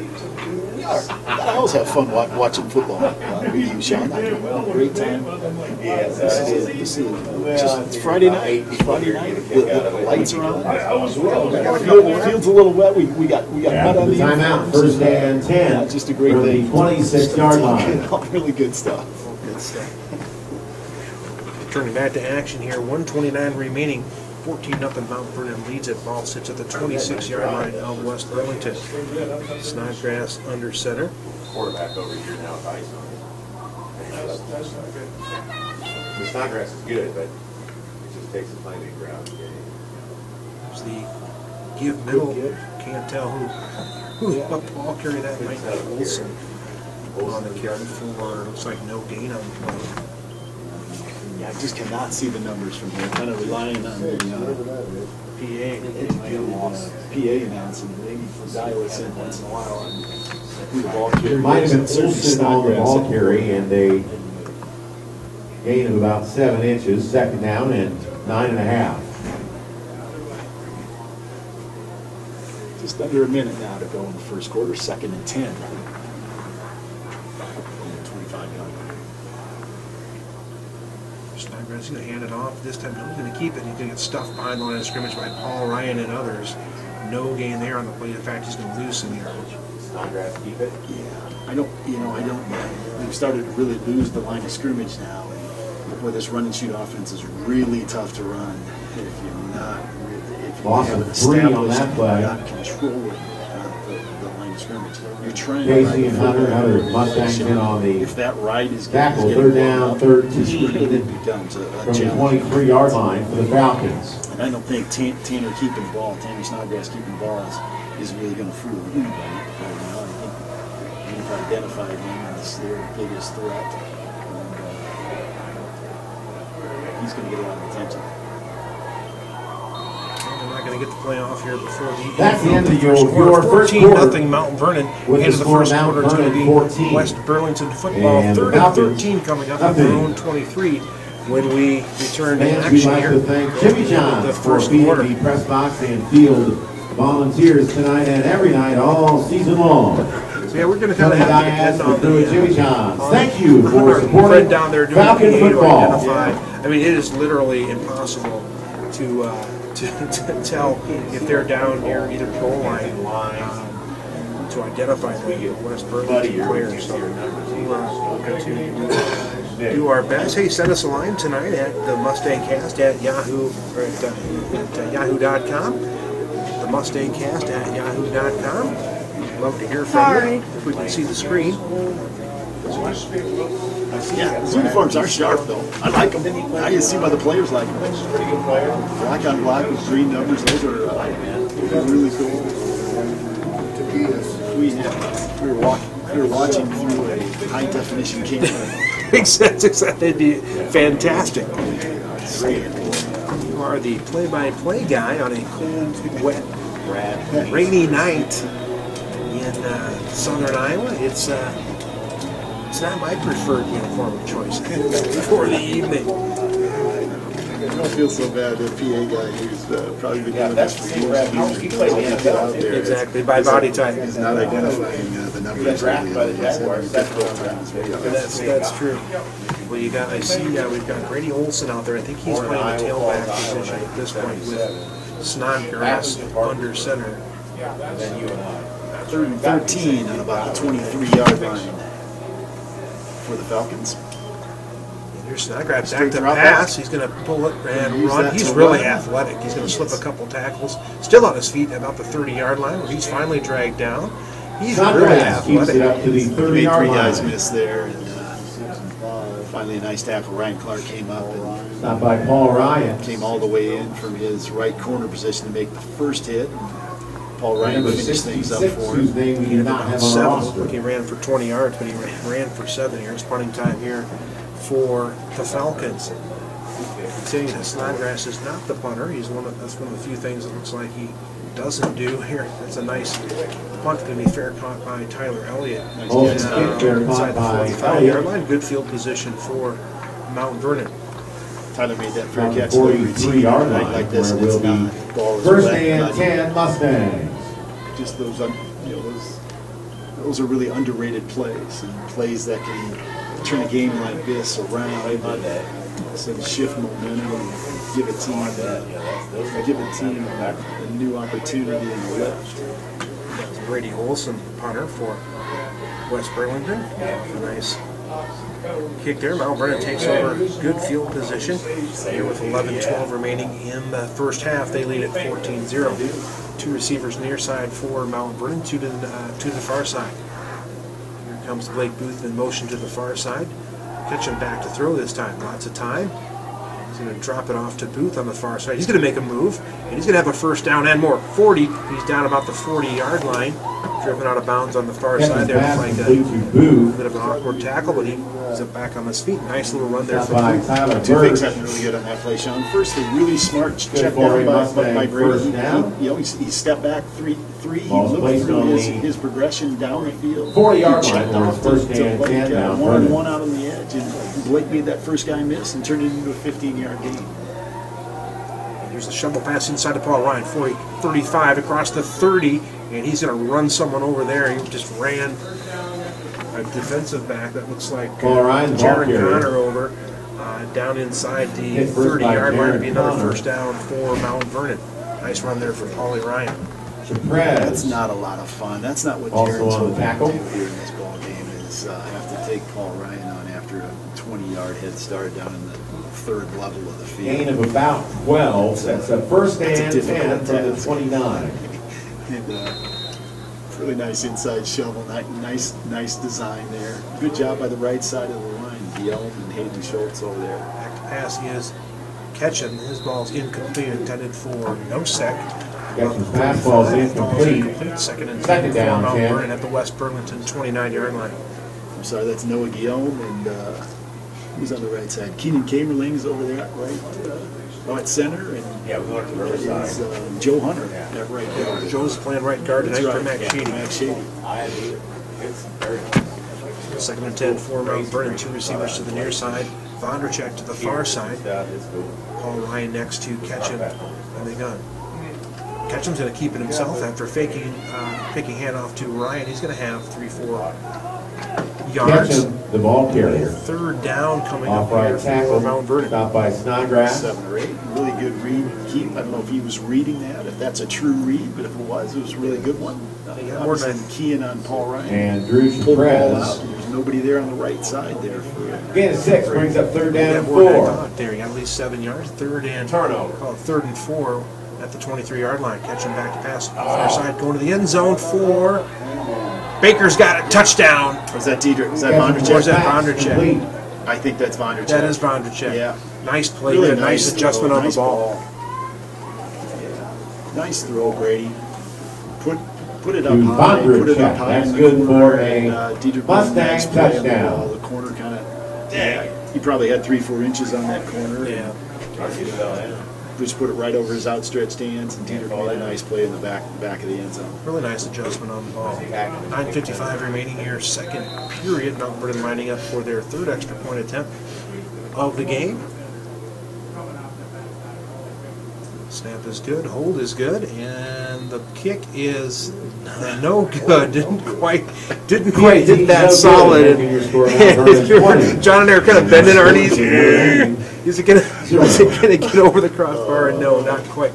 Didn't quite have the distance. That's going to be one that Tyler typically drills the ball through onto the track, and so I'm sure he's going to take a little bit of ribbing for not. Admittedly being careful, Sean. Yeah. He might have been a little too careful in that. He may have been a little The PAT came up just short. just a bit short. Bob Euchre. 20-0 is your score with 9:55 remaining here in the first half. Mount Vernon leading it so far over West Burlington. West Burlington operating without their starting quarterback, and so now it's really the Tyler Snodgrass show. It's compounded by bad weather, wet field, wet football. Not used to taking snaps.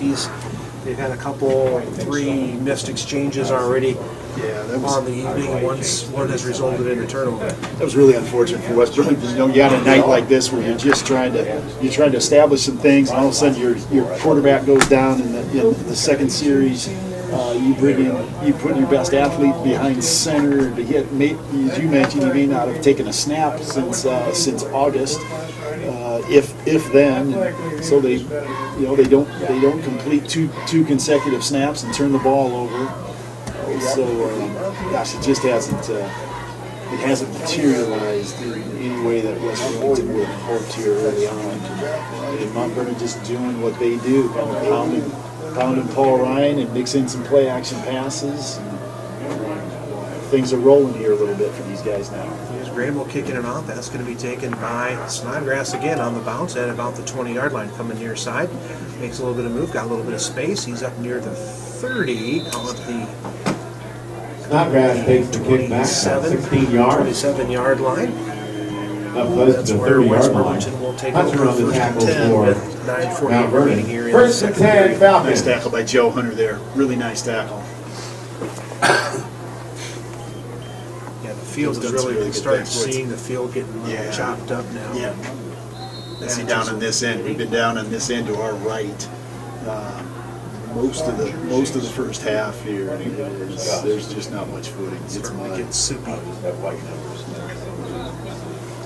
Snodgrass under center. He's going to pull it and run, try the left side, and he's slipping and sliding around. And it doesn't help that Mitchell Awaji standing in the space. He's going to lose a couple of yards. You can't make a cut. The difficult thing with this type In of the offense, backfield you're trying to by run a back Sandro. motion, and then either he plants and cuts up through the hole or continues to go out on the edge. And it's 2-yard just loss difficult brings to go up second down, lateral 12. and then turn upfield. When you're running a triple option, when you really just have one option, and that's for your best player to keep the football, and just not a lot that West Burlington is in a position to do right now. 9:12 remaining first half. Mount Vernon leading at 20-0. Your Snodgrass up under center, their own 27-yard line, second and 12. Snodgrass bobbled that snap. He's going to keep it, he's going to pitch it off this time, and he's going to be tackled for a loss by a number of Mustangs. Garrett Horman came up. He had pitch man That's responsibility. Jaron Connor, I believe.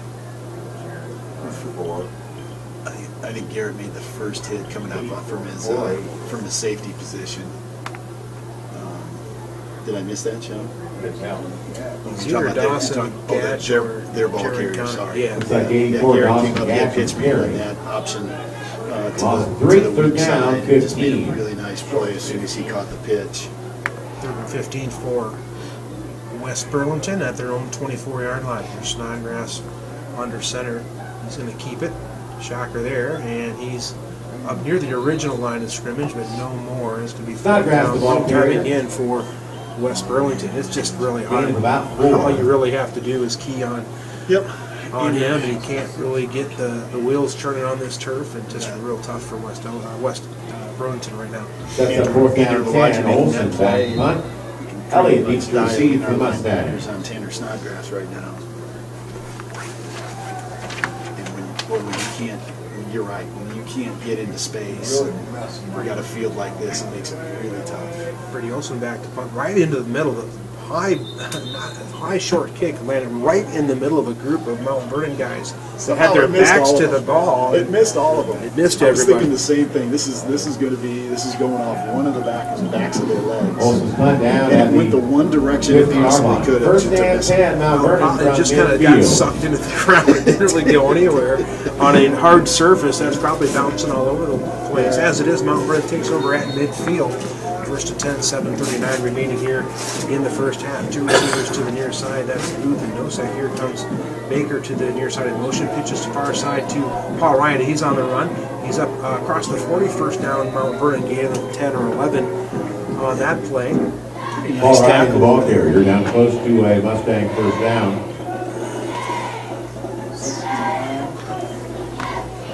59, is that who that was? Richards on the tackle. 59 on the program. Very good for a Mount Vernon First first and 10 down. at the West Burlington 40-yard line. 60 Reese Richards there that was on that play. And that was a really nice play. If he doesn't make that play, it's a touchdown. Nice hit in the middle. Brady catching, handing off to, I think that's Horman. And Horman gets maybe a yard on that play. Nice tackle made there in the interior of the Baker line. hit of the line of scrimmage. That was Richards Victor again. Made that and play Richards right at on the the line of tackle. scrimmage. And Shaken up. he had to come out of the game. And he hit Horman hard right at the line and might have taken the worst of that hit. But it was sure a nice play. The receivers near side here from Mount Vernon. Vondercheck to the far side. And here goes Ryan on the jet sweep to the far side. He's got a first down and more. Like that. And he's just running people over now. Yeah. Gain of 15, 16 yards down inside the 25. Paul Ryan around Really left nice end, job on gain the of about edge over there, that 15. left side of the line. Good for Great a job. Mustang first down. Vondercheck stock block in the corner. Pushed out of bounds by Ball is Drew able to get to Perez. the edge, really kind of casually casually turn the corner because you're not making sharp Falcon cuts. So 24. he's easing his way around the corner without being touched. That makes it really difficult. Run first to 10 at the West Burlington 24-yard line. So handoff looks like Paul Ryan moving to the right side off tackle. He's got a gain of 4 or 5, maybe more than that. 6 yards. Paul Ryan, late flag. Let's check that out. I didn't see anything. I didn't either. Penalty marker on the field. What the call is here. Personal foul on West Burlington. Yeah, Keenan Kamerling was tied up with one of their guys, and I just didn't see it, but I know he was down. Personal foul on the Falcons. He was on his back when the flag went. Yeah, the referee.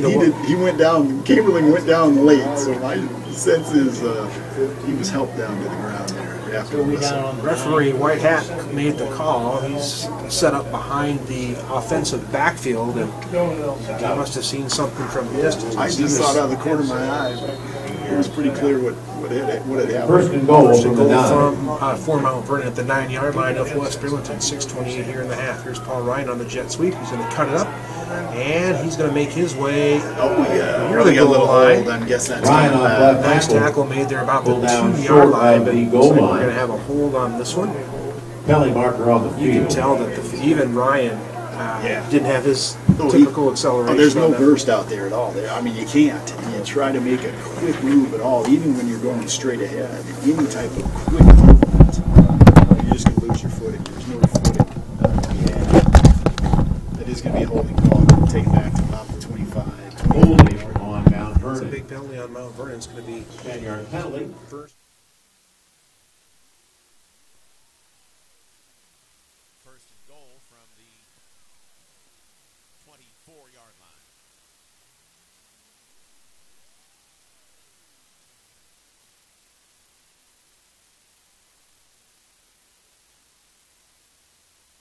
Ryan, the ball carrier, headed the line of scrimmage by the Falcons. Mixer, Connor, and Richards all in on the tackle. Short loss. Second down goal from the 24 and a half. Quarter 20-0 is your score. Two receivers near side, two to the far side for Mount Vernon.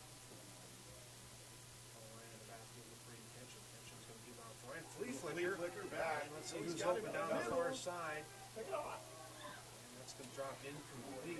No second, running all by himself. Kitchen's fastball's incomplete. Just didn't see In the it. end zone. To the left side. Bring up third down goal. No second was 24.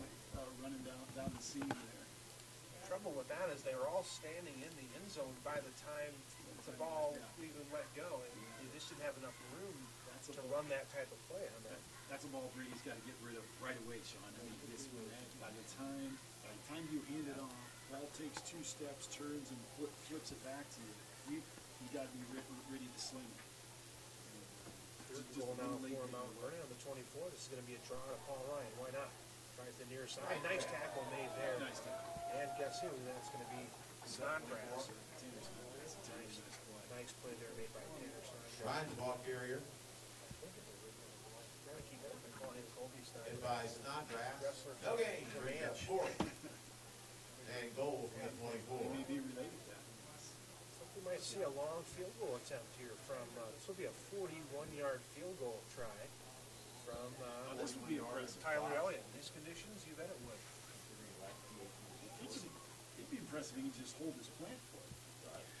Well, after not making the crossbar on the extra point, they're going to send him out for a 41-yard field goal. Snap is now they're going to fake it, and that's Brand dancing around in the backfield. He's going to toss it to Nick Casey, and it's going to fall incomplete. You kind of had to feel that one. Brand's fastball's incomplete.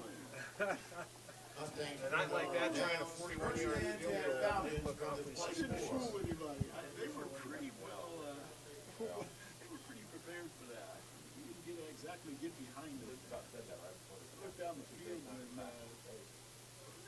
when Tyler was rolling out, and they had 3 guys back in the end zone waiting for a receiver to get there. Ball goes over on downs here with 4:37 remaining in the half. Mount Vernon leads it 20-0. Ball on the West Burlington 24-yard line. Tanner Snodgrass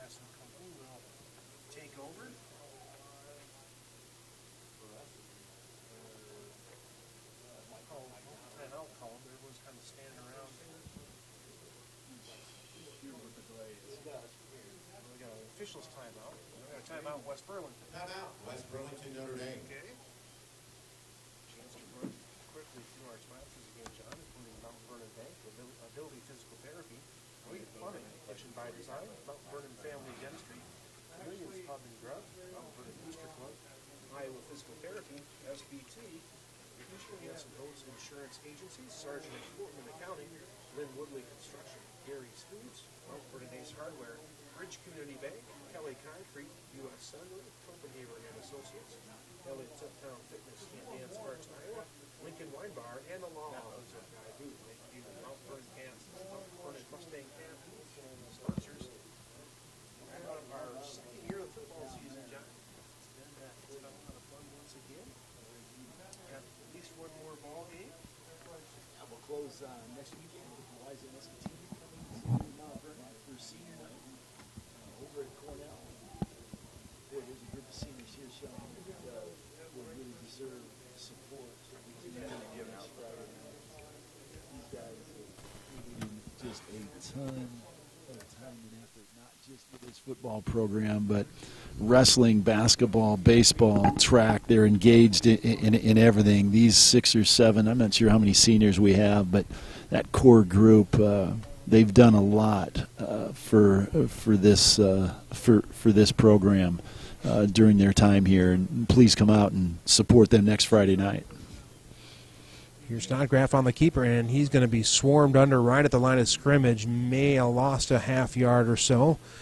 He tried to kind of ride his fullback inside, but everyone knows he's not giving the ball up, and Snodgrass just had no chance. Yeah, he's starting to take a beating. He's making plays on both sides of the ball. He's trying to establish something here offensively, but they're just not controlling the line of scrimmage. It makes it almost impossible to run this particular offense effectively.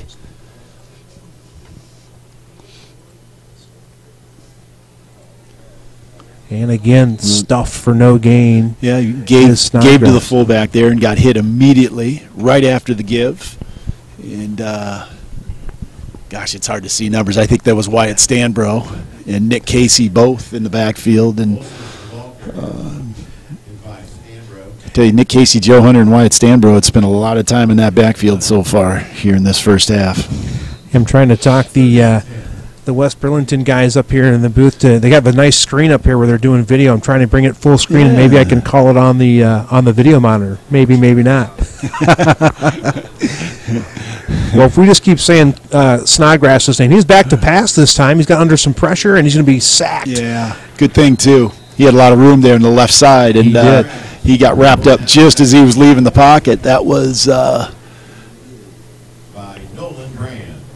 They give it to Nolan Brand. I'm not sure that wasn't Aiden Hollab-Schultz, number 58. I think that was. Well. I think Aiden was probably there initially, but I wanted to see Snodgrass throw the ball. I was kind of hoping he'd.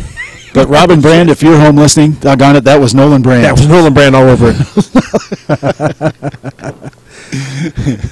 And punt this time. Oh, Mount Vernon just about got to it. It's going to bounce about the 40 and bounce backwards. They did a nice job there, putting really good pressure. Had 4 guys putting pressure on the punter. Not one guy hit him, and they almost got a piece of that. So Mount Vernon's got 2:32 to work with before half. Ball sits at the West Burlington 36-yard line. So Mount Vernon with another opportunity here to get some more points on the board before halftime. Yeah, plenty of time here. Setting up really good field position. 36-yard line going in. Avoid that big penalty, but penalties really hurt on a field like this, on a night like this. Yeah, they really do. You're trying to get back 25 yards, and possession is really challenging in the mud.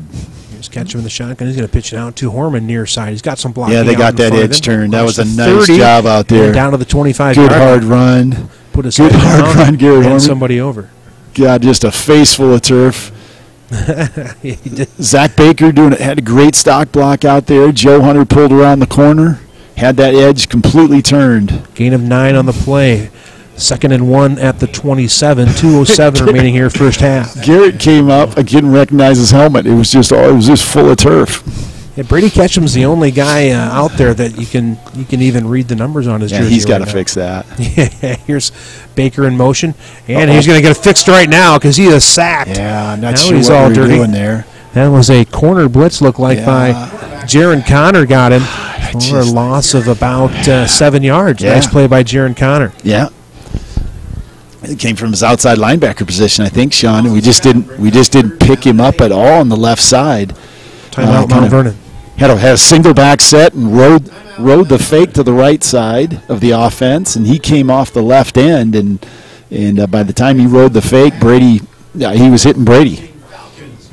Drop us a line here tonight at the Mustang Cast at yahoo.com. We'd love to hear from you. There's a decent contingent of Mount Vernon folks over there on the far sideline, but I suspect we've got a few listeners tonight on a cold, wet, rainy night here down in Burlington, an hour and a half to 2 hours from home. So hopefully there's a number of you all bundled up inside, curled up on a couch maybe, listening in.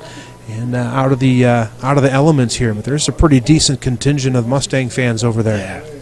I'm glad we're in this press box. It's not heated, but I'm looking at people down in the stands right in front of us. They are trying to pull their hats down as far as they can go, and continue to put layers on. I don't think it's getting any warmer out there. No, I don't think it's warm enough. So 3rd and 8 for Mount Vernon at the 34 of West Burlington. 1:32 remaining here in the half. Mount Vernon would like to get some more points on the board here before halftime. Put some more distance in between them and the Falcons. Catch them back to pass this time. Across the middle is Booth, and just threw a nice ball, went right through Blake's hands. And see, that's a wet, muddy ball coming at him. But I thought he put that right on his hands. It ended up hitting Brady Olson right in the shoulder. And it's going to be 4th and 8 for Mount Vernon. Looks like they're going to go for it here. Brady Olson, maybe on a dry field, has a chance to make that interception. 2 receivers far side for Mount Vernon. Nosek down here to the near side. And Ketchum's rolling out, trudging, slipping, sliding through the muck, and a nice play knocked away. I wish I could. I'm guessing it's. Threw a really nice ball, and you're right. It's just a nice diving play to knock it away at the last. Just in the last step by Darren Connor. That's Jaron Connor out there with a nice play. He's played well tonight. Yes. Little quick update for you West Burlington people. I know you're maybe interested in your starting quarterback. Let's see, that was Anthony Hoffman, and Anthony's still sitting down on a training table down in front of us. He's got his uniform off and just doesn't look like he's going to be returning. Has ice on his lower leg, looks like his ankle area, and looks like Anthony's night is probably done. So just thought I'd give you that quick update if you were curious how Anthony was doing. So there's West Burlington now with Snodgrass keeping it and running to his left. He's driven out of bounds after a gain of maybe 1 or 2. Great play by Ryan Paul Ryan. Is there. Just a great play by Paul Ryan. He forced him deep while he was being blocked, forced him to belly out, and then as he bellied out, he went and beat him to the edge and made the tackle on the sideline. Well, this is a linebacker's dream, and all you have to do is watch the quarterback run and get him. Yeah. 1:16 remaining in the half. 20-0 is your score. Mount Vernon leading at 2nd and 9 for West Burlington on their own 35-yard line. Snodgrass under center once again. Connor in motion. This time he's gonna keep it again, and he's gonna weave his way ahead for maybe a yard. It's just blatantly obvious that he's going to be holding on to the ball, and I'm not sure who the last offensive player for West Burlington was that actually advanced the ball down the field other than Snodgrass. Timeout, Mount Vernon with 1:03 remaining on a 3rd down and 7. Nice timeout called there by Mount Vernon with an attempt to get the ball back here before the end of the half. Now, Mount Vernon has stalled their last couple of times. They've had good field position down here on this end of the field the last 2 possessions and haven't been able to put the ball in the end zone. Yeah, they got away from what they were doing the first 3 series, Sean. They were run, and then periodically pulling the ball out and throwing, and it's challenging throwing the ball tonight. We saw that on 1st down in that last series. Blake really a sure-handed, athletic receiver, but when you're trying to catch a wet, muddy ball over the middle, just went right through his hands. And now all of a sudden you're second and long, and you're throwing again. And so I think they probably need to come out in the second half again and just run the football. You've established the line of scrimmage, run the ball, and let's try and make this as quick a game as possible. Yeah, I agree with that one. It's be interesting to see the stats at halftime when they get sent up to us. They're not going to be. They're definitely going to be in Mount Vernon's favor, but there's not been a ton of offense really in this game given the conditions. So 1:03 remaining here in the half. West Burlington has got it 3rd down and 7, ball on their own 37. Snodgrass under center. They got 2 guys in motion, which is illegal. That's why there's a flag on the play. They had me. I don't know if that's a dead ball. If it's not a dead ball, we stunted both Lawaji stunted the A and B gap and almost took the snap before Snodgrass could get it from under the center. I'd never seen that before. You had both H-backs heading back into the backfield at the same time, 2 guys in motion, and that'll be a 5-yard penalty. They'll decline that. They'll decline that if they can. I'm sure. Can. Yeah, decline that. Set up 4th and 7, and kind of. Not sure what they're talking to Paul Ryan. I don't know what the extended conversation's all about. There should be no conversation here, unless it's a dead ball foul, and I don't think it was a dead ball foul. No one is indicating that. It's just 4th down.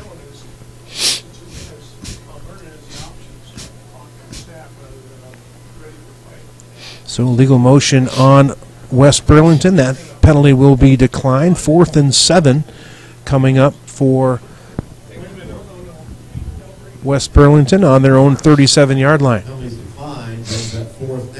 Mysteriously, a second. This snap could be challenging. We've also got a lot of pressure on the punter the last couple of times. About 18 yards deep, and really deep. Boy, nice snap. Got a return set up this time. It's just hard to snap that thing. Kick's taken there by Elliott, and he does well to field the punt, but isn't able to advance it up the field, about the 43 of Mount Vernon. So nice job by Elliott just to field the punt cleanly, and Mount Vernon takes over with 44 seconds remaining here in the first half. Good job by the punt team, West Burlington, right? Yep. I mean, that's as deep a set for a punter as I've seen all season, Sean. He was almost 20 yards deep. And but that snap has hit him right in the waist every time. Perfect snap. On a night like this, that's impressive. Wish we could tell you who that is. Right. No idea who it was. It's a hell of a snap. 3 receivers to the near side for Mount Vernon. Vondracek to the far side. Here's Ketchum. He's looking out near side. Now he's got Vondracek down the far side. Going long for Vondracek and knocked away over there. Nice play made by the defensive back on the far side. A little bit underthrown. Vondracek trying to make the adjustment and come back for it, but had it. I thought he had it right on his hands. Kind of reached back and kind of a back shoulder throw. Just couldn't bring it in. I thought it was a real catchable ball. Brady threw it probably 30, 35 yards down the left sideline. 38 seconds remaining. Same formation. Catch him in the shotgun. This time he's going to roll to the near side. Roll to his right. He's got Nosek there for a short gain. He's out of bounds after a gain of about 6 or 7. 3rd down coming up here. 3rd and 5 for Mount Vernon. 33 seconds remaining here. Ball at the 49-yard line. Their own.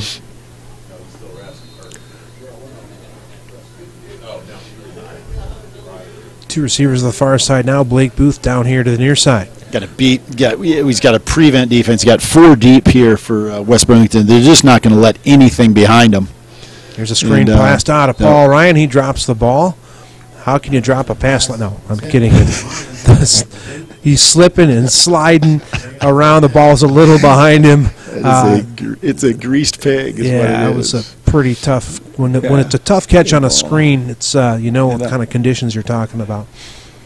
Yeah. Yeah, Paulie Ryan, tough play there for him. 4th down now for Mount Vernon, 28 seconds remaining here. And you got Brady kind of in a long shotgun. Looks like he's going to punt it away, and he does. It's going to bounce about the 25-yard line where it will be downed by Blake Booth. and company with 18.4 seconds remaining here in the first half. Mount Vernon leads it 20-0 over West Burlington. To thank our sponsors, including Mount Vernon Bank, Ability Physical Therapy, Elite Plumbing, Kitchen by Design, Mount Vernon Family Dentistry, Chameleons Pub and Grub, Mount Vernon Booster Club, Iowa Physical Therapy, SB2, the Richardson Hanson Holtz Insurance Agencies, Sargent and Fortman Accounting, Lynn Woodley Construction, Gary's Foods, and Mount Vernon Ace Hardware. Looks like West Burlington is going to take a kneel it down, and that'll be the end of the first half. Thank Bridge Community Bank, Kelly Concrete, U.S. Cellular, Copenhagen and Associates, Elliott's Uptown Fitness, Lincoln Wine Bar, and the Law Office of Guy Booth. So Mount Vernon and West Burlington head for halftime with Mount Vernon up 20-0. And, West Burlington really is, on the scoreboard anyway, is still in this. They really can't do anything offensively as they are completely dependent upon the efforts of Snodgrass to get anything done, John. Yeah. It's again that offense is contingent on you being able to establish the line of scrimmage, and they just simply haven't been able to do that. It's probably indicative of the challenges they've had throughout the course of the season. But they do have several athletes on the edge, but then you just. If you can't control the line or at least ride the fullback, it makes it really tough. I noticed our guys are not going inside; they're just going down to behind the goalpost over on the apron, the high jump apron, and they'll spend halftime down there. So that looks like a cold way to spend halftime, but maybe they weren't invited inside. I haven't just played a first half, so they're probably not as chilled as I am. Yeah, that's true. But interesting. I was going to reflect on the season a little bit, but what were we going to do, Sean? You were going to, okay. Let's look back, and Ed and I talked a little bit about this last week. But what an interesting year for this program it's been. And you start out with the Solon game week one, and it's we take a loss, but we come away. We play the second half hard. And Solon's, I think clearly they've demonstrated they're one of the top 3 or 4 teams in the state in 3A, and so you feel really good about that. And then you come back and play a center point team and look pretty good there. You take a tough loss, but the game ends with the Mustangs driving and throwing an interception in the end zone. Tough turnover at the end of the game. So then you beat West Delaware team in one of the most amazing things I've ever seen. So you're 1-2 at that point. Even though unfortunately technicality you throw the West Delaware win out.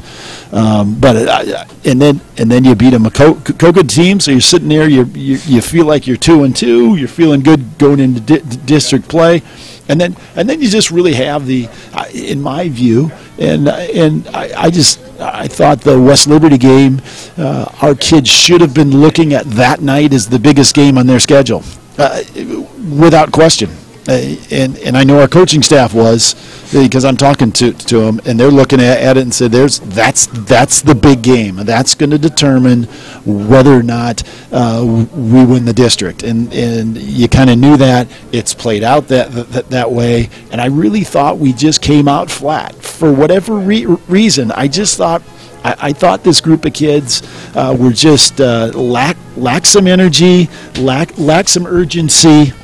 And I know they'd love to have that night back, but so you lose a West Liberty game, and then you're expecting them. Yeah, you're kind of down. You're thinking your playoff chances are done. They come back the next weekend at home against a 4-1 Tifton team, and we're all thinking this is a toss-up game. This could go anywhere, and we proceed to win by 60. 68-8, you beat a 4-1 Tipton team, and it's just been bizarre. And then it's Comanche, and there's 3 delays. The kids show up the field at 4 o'clock or 3:30, and they leave at 11, and that's a full day. That's a full day. And so it's been an interesting year and a memorable year, even though it might not end up in a playoff berth. Yeah, that West Delaware game alone was incredible. Was enough memories in that game to last a lifetime. Yeah, exactly. It was something else. And that Tipton game, it was 14-0. We led 14-0 before we ran an offensive play. We already had 14 points on the board, and we were just off and running. That was just one of those. Murphy's Law. I've never seen Murphy's Law come into play as blatantly as it did that night against the Tipton sideline. Yeah, Tipton just had absolutely nothing going for them that night at all. Right, and we need them to have a huge night. Is that next weekend? They end district play with Tipton and West Liberty. Yeah, yeah. Well, let's hope those kids have the night of their life next Friday night. And West Liberty handling Comanche tonight, 22-0 at half. So looks like West Liberty is on their way to another district win tonight. Around the district tonight, West Liberty 4-3, 3-0 in the district at Comanche, as mentioned. Comanche 3-4 on the year. Comanche 3 wins on the year. Their Comanche is coming along. Not a bad year for them. They have some athletes last weekend at our place. They did some good things, like quarterback that can throw it, a really good receiver on the edge who hurt us 3 times deep, and they can score some points. Louisa Muscatine, I believe, at Tipton tonight, have not seen a score from the Tiger Cast yet tonight, but that's also an important game. Actually, Mount Vernon needing Tipton to go ahead and win that game and win next week. That would be probably the only way Mount Vernon gets into the playoffs, provided Mount Vernon wins tonight and wins next week against Louisa Muscatine. Other games of interest tonight, 3A number 1 Cedar Rapids Xavier. They're 7-0 at Center Point Urbana, 4-3. We've said it before on the broadcast here. Xavier, probably the best team in the state, regardless of class. They're really good. 3A number 4 Solon, 7-0 at Keokuk, 1-6 tonight. You're going to say about Xavier? No, it's just the same old story with those guys, and they got the coach's son at quarterback, and they've had a coach's son at quarterback there for, I think, 8 straight years now. I think he's the younger brother, isn't he? Is he not? The Schulte is the second one of his sons, Coach Schulte's sons, who's been the quarterback there. The Stovey kid at running back is going to play at the next level. They got one of the best linemen in the state of Iowa. They're loaded. That program is, and so it'll be interesting to see what 3A team can step up and take a shot at them, because nobody was really able to a year ago, and it doesn't look. Although caveat, they'll see Solon at some point, and gosh. There's some programs out there, but Xavier just year in and year out over the course of the last 4 or 5 years has separated themselves. Other big game in 3A tonight, 3A number 3 North Scott at 3A number 6 Clear Creek Amana. Marion at 3A number 9 Western Dubuque tonight. Lisbon is at Clayton Ridge. In 2A number 4 Walk On at Anamosa. In 2A number 6 Union is at Nevada. 2A number 7 Benton is at number 5 West Marshall. Good matchup there between 2 6-1 teams. Yeah, that's a really good matchup. That's number 6, number 7 and 5 in the state there. And Cascade West Branch game will be a really good ball game tonight too. West Branch has one of the better teams they've had in the last several years, and Cascade's been strong too. So they'll give them all they want, I think, tonight. West Branch still 6-1 on the season. Columbus Community 0-7 at 1A number 8 Wilton. They're 6-1, and an 8-player. That's number 6 Central City. They're undefeated at Midland. They're 5-3. Next week for Mount Vernon, it's Louisa Muscatine at home in the regular season finale. You unfortunately will not be there, John. I won't. I'll be on the road to Youngstown, Ohio next Friday night, and one of the privileges of following following a college athletic program is you get to make 10-hour drives and 10-hour drives right back again. Jack Cochran featured in the Argus Leader, right? The old Argus Leader, with an outstanding article on Jack in the paper this week. Went on and on about his leadership ability, his knowledge of the game. His just a sophomore, but he's playing like a senior, really leading that South Dakota defense right now, and good for Jack. He's doing really well out there, South Dakota, academically doing great on the football field, and a testament to his two younger sisters. That's a true story. They've raised him well. That's kind of you to mention. I'm obviously very, very proud of him. When I grew up in Sioux City, we used to call the Sioux Falls Argus Leader the Argus Liar. Well, they've come around. But they obviously had a slow news day one day this week. Yeah, I don't. But not true. But yeah, it's been fun, and but it's just strange. I was thinking this first year in a long time, and that's not I was just thinking as you were talking.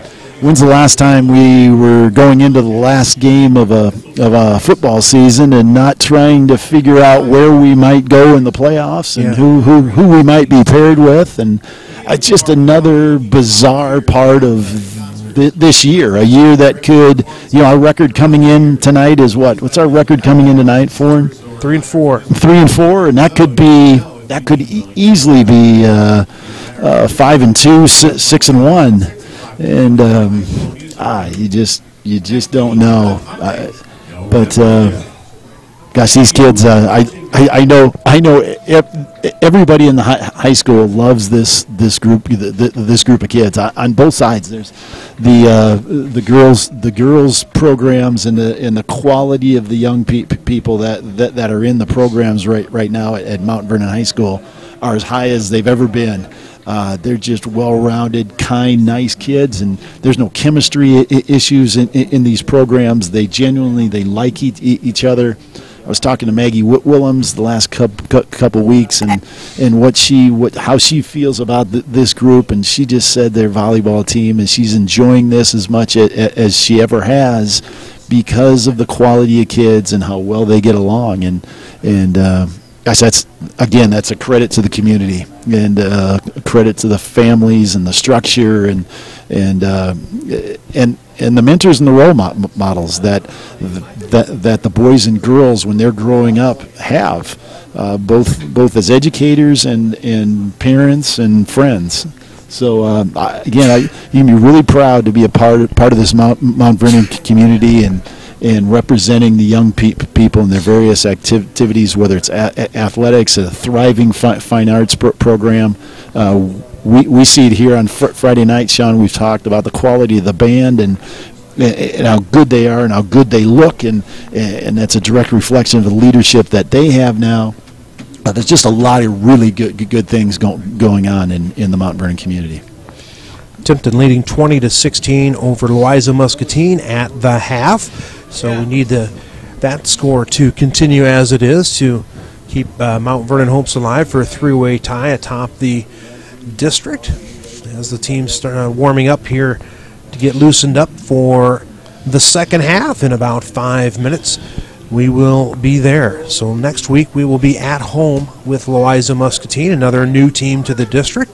It's kind of fun that we get the chance to see some of these new teams. And we did play Louisa Muscatine, 4 or 5 years ago. We did at one point, didn't we? I was trying to remember when we last played them. Yeah, I think before our boys were playing the varsity football, so it's been a while. Of course, getting to see West Burlington Notre Dame here tonight. Not so very long ago, they were a really strong program. Had a few great years on the field, and so it's nice to be able to see some of these new district teams next year. We'll do it all over again. Yeah. We'll flip the schedule next year, and gosh, I'm already thinking ahead as to where I'm thinking ahead as to what this group is going to look like, who's going to be where.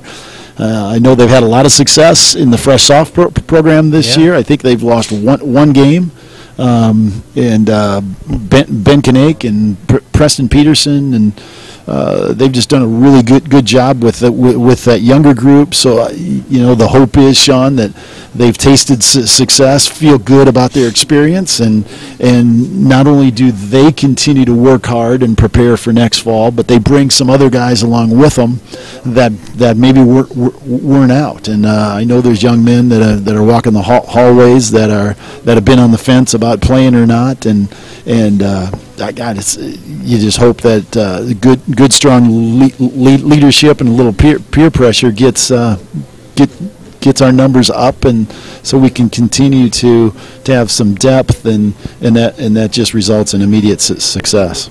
Yeah, hopefully we'll also find room in the halls a heavyweight. I think we're talking about wrestling on the way down here tonight, and I think we had trying to go through the wrestling lineup and see who we've got coming back there. I think we might need a heavyweight. We need some big fellas. If you're out there, and we really have three weights up there we probably need to look at, don't we? Yep. I think you're right. 97, 220, and heavy are. Yeah. We'll see. Well, going through it in our heads without a list to see who might be up there. We've been pretty strong the last 2, 3, 4 years on those upper weights. It would be nice to continue that tradition. Of course, you got Ryan Clark coming back. You've got Paul Ryan coming back. You got the Waji boys coming back as well. It's got some young blood, some new blood coming into the program that's going to, in Holub there, Holub Schultz will help us out. And so really looking forward to, never want football season to end, but looking forward to wrestling already. And I know you continue your Mustang Cast services during the wrestling season, and you put in yeoman's work. I know a couple long days. You do some tournaments, and you are solo on those days. Yeah, doing the WAMAC tournament is a long day, and it's a lot of fun though.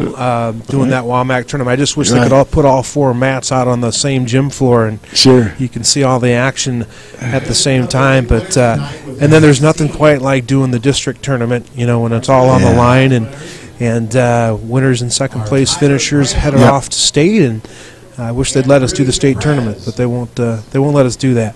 Right. Well, we certainly enjoy doing this, and hope folks at home appreciate kind of knowing what's going on. Hope we're clear enough to let them know. Know. Tonight's been rough. Tonight's been kind of rough for us up here. Difficult to see what's going on in terms of who's got the for the Notre Dame guys, who's who out there. Yeah, a little bit dark here in the press box. Having a hard time fumbling around. So, guess we should have stretched out better ahead of time. Drop us a line with your criticism at themustangcast@yahoo.com. Themustangcast@yahoo.com. We would love to hear from you here tonight. So Notre Dame, West Burlington, Notre Dame will kick it off. These are 2 separate high schools too, Sean. I meant to mention that at some point early on before our broadcast. This is West Burlington High School. This is the facility we are at on their campus, and Notre Dame, Burlington Notre Dame, is a separate high school, and they come together and consolidate their athletic teams. Most of them. Most of their athletic teams, not all of them. They do basketball. They don't. Baseball. Yeah, they're separate basketball and baseball, but they're together in track and softball. What else did he mention? Tennis. Wrestling, I believe they are. Yeah, football. So it's. I was unaware though they were two separate schools until we got down here today. Ooh, a little short. Fair catch. Yeah, nice smart play. Yeah, that's Ryan Clark. Of course, it's always a smart play when Ryan Clark's involved. Looked like. God, they kicked that to the right guy, didn't they? He put his hand up right away. It was about 15 yards down the field. Is all really smart play. And so Mount Vernon will take over on their own 42-yard line. Great field position again for Mount Vernon as they see if they can start off the second half with some points in their first drive of the half. 11:59. How often do you say that? 11:59 remaining in the third quarter.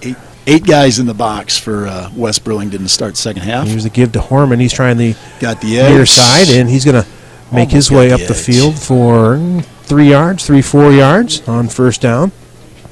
Nice play made there by Austin Mixer. It's just so tough to stick your foot in the ground and make that sharp cut up field so you can get north south. You just can't do it tonight, folks. So you're kind of trying to round the edge a little bit, and makes it really challenging to get there. Here's Ketchum on the. Here's that Ryan. Ryan, that's Paul on a wildcat. He's just moving the pile forward, and he's going to be up near a first down. Yeah, it looks like he's got it. He's got it. First down, Paul Ryan on the direct snap. You're right. He dragged.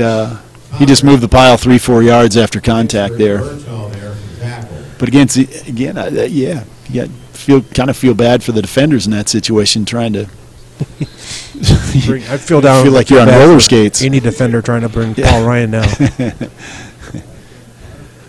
And here's Ryan again, trying the near side. Wildcat again. He's going to cut it back, and he's across the 40. He's on the run. 30, 25, and he's driven out of bounds about the 20-yard line. Wow. Just kept breaking tackles on this near side, finally driven out of bounds by Snodgrass. You just can't hit him high, and about 4 or 5 guys on that play tried to hit him above the waist. If you're trying to bring Paul down, you better get him low. You better get him around the ankles. He's just going to run through anything up high. 1st and 10 at the 22-yard line of West Burlington. Here's a keeper again by Paul Ryan. They're just going to keep going with the direct snap. Why even bother handing it off? And both teams kind of employing the same strategy now. Just put your best athlete underneath the center or behind the center and let them run with it. Not a lot of deception to this at all, is there? Feels like 1929. You got Andrew Lawaji and Garrett Horman lined up right next to him, and they're doing nothing but leading up the hole. 2nd and 3 from the 15. Here's Paul Ryan trying the right side this time, and he's going to get up across the 10-yard line or near the 10-yard line. That'll be close to a first down. He's got it, I believe. Going to have first and goal, I think, right at about the 10. Yeah, this has turned into like a 1919 the year 1919 football game where they're just snapping the ball and tucking it in. Stagg would be so proud. He would love this. He would love this. First down, Mount Vernon at the 10-yard line. So first and goal for Mount Vernon. 20-0 is your score. Mount Vernon leads it with 10:28 remaining in the third quarter. Here's Paul Ryan trying the left side behind Luwaji and company. He'll got about half of that, maybe trudge down his way down about the 5. So 2nd and goal from the 5 coming up. So now it's just Paul Ryan. Which side are they going to go to? They're going to go left or right here, Sean? That's really the only question. You still got 2 wide to the right and wide left, but we're trying the right side. There we go. Boom! Right Some up. nice contact there made. Nice play right there. It's not a lot of fun to do. Gain of about hit him hard. He's getting up a little slow, but who was that? Number 56. That is that's Drew Shiprez. Drew Shiprez stopped him there, and Drew, that was a heck of a play. 3rd and goal from the 3-yard line. I'd love to see Paul Ryan put it up here. He doesn't. He actually puts it down, and it's going to be West Burlington's football.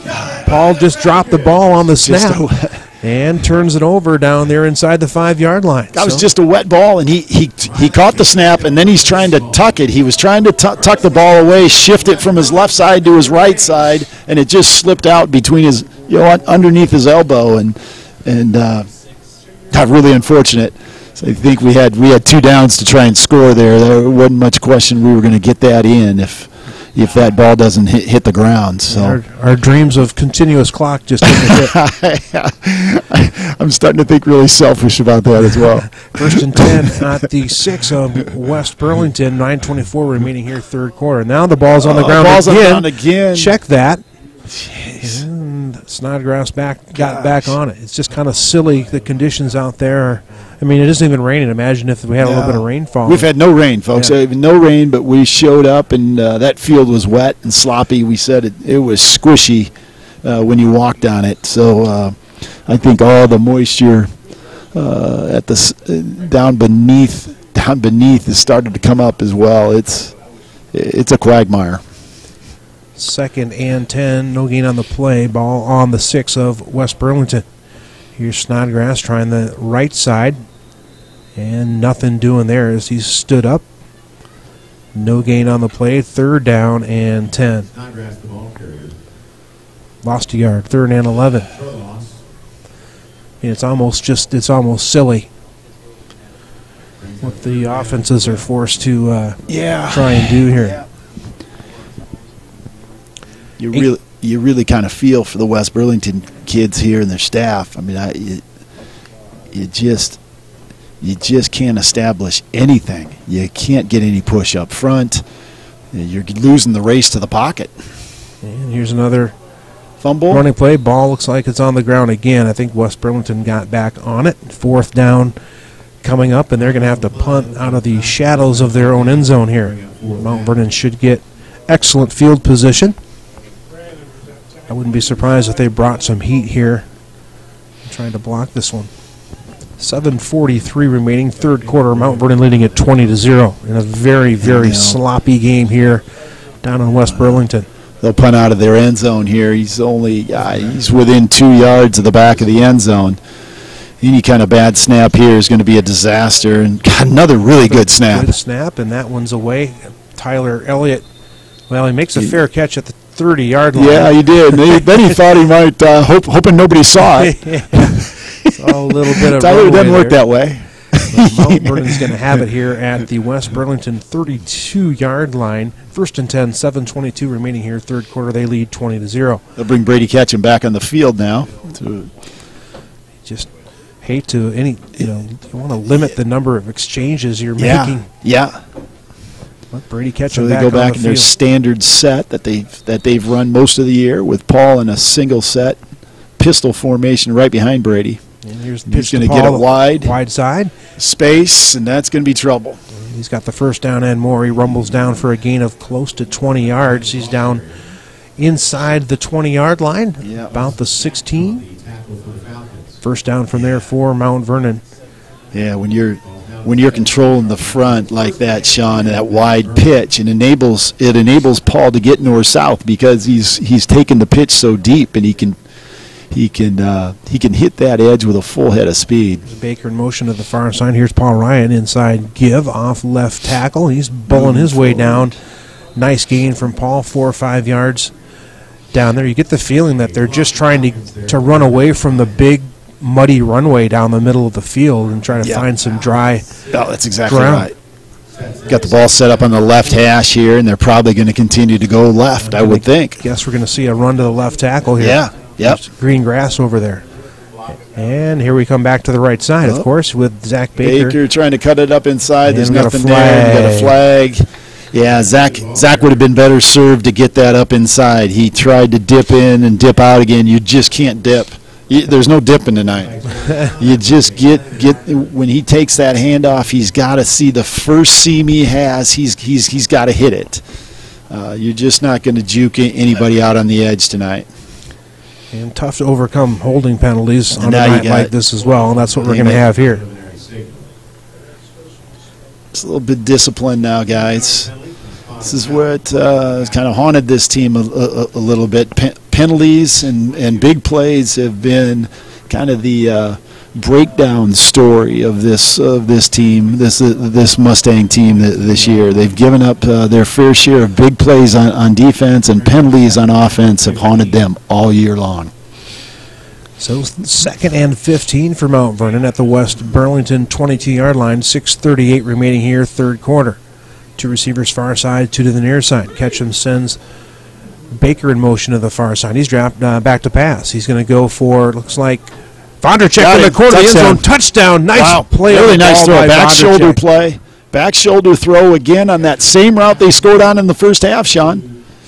Same route. same play, and this time the corner was anticipating the post, and Brady threw a nice ball back shoulder almost to the flag, to the outside, and the corner couldn't recover and get back. Bonacek made a nice adjustment on the ball, and touchdown Mount Vernon. 6:28 remaining here, third quarter. Mount Vernon now leads at 26-0. Let's see, they're going to go for 2 here to try to catch that missed extra point from earlier. Up 26-0 is your score right now. Here's 2 receivers far side to the near side. Catch him back to throw. He's going to go in the near corner of the end zone. Wide open is Nosek. Nice catch. Touchdown. Our conversion is good. Nosek. Great catch by Aiden Nosek. A really nice throw, too. I thought he was going to run out of room, Sean. It was a little deceiving from this angle, but the ball was really well thrown, right where it needed to be, and Nosek did a nice job of going to get it and keeping his feet in bounds. Good job by Nosek. He was wide open. He beat his man easily and just had to keep his feet in bounds and made a nice kind of diving, sliding catch there in the near corner of the end zone. Mount Vernon now jumps out to a 28-0 lead with 6:28 remaining here in the third quarter. Our hopes of a continuous clock are alive and well. Are back. They're back. We report our score back to the mothership in Minneapolis.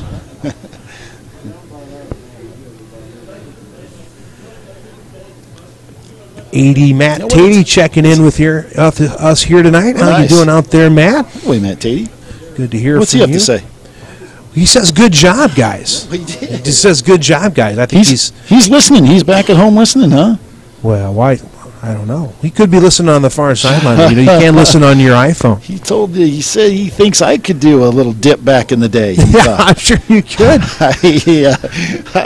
Not sure he's very well informed. I'm sure you did a little dipping back on the. He's very well informed about what I looked like back in the University of Kansas scout team. And I think dipping was my forte. Folks, I don't know if you know this, but my partner here is a former Division I football player, former professional tennis player. These are true statements, ladies and gentlemen. Professional tackling dummy is what I was. There's a lot this man can do. All right. Well, let's go here. Let's get this kicked off, play some defense. You know, one thing about this West Burlington team, Sean, they've played hard. They've played hard at every snap. They're on defense in particular. Offensively, they just haven't been able to do anything.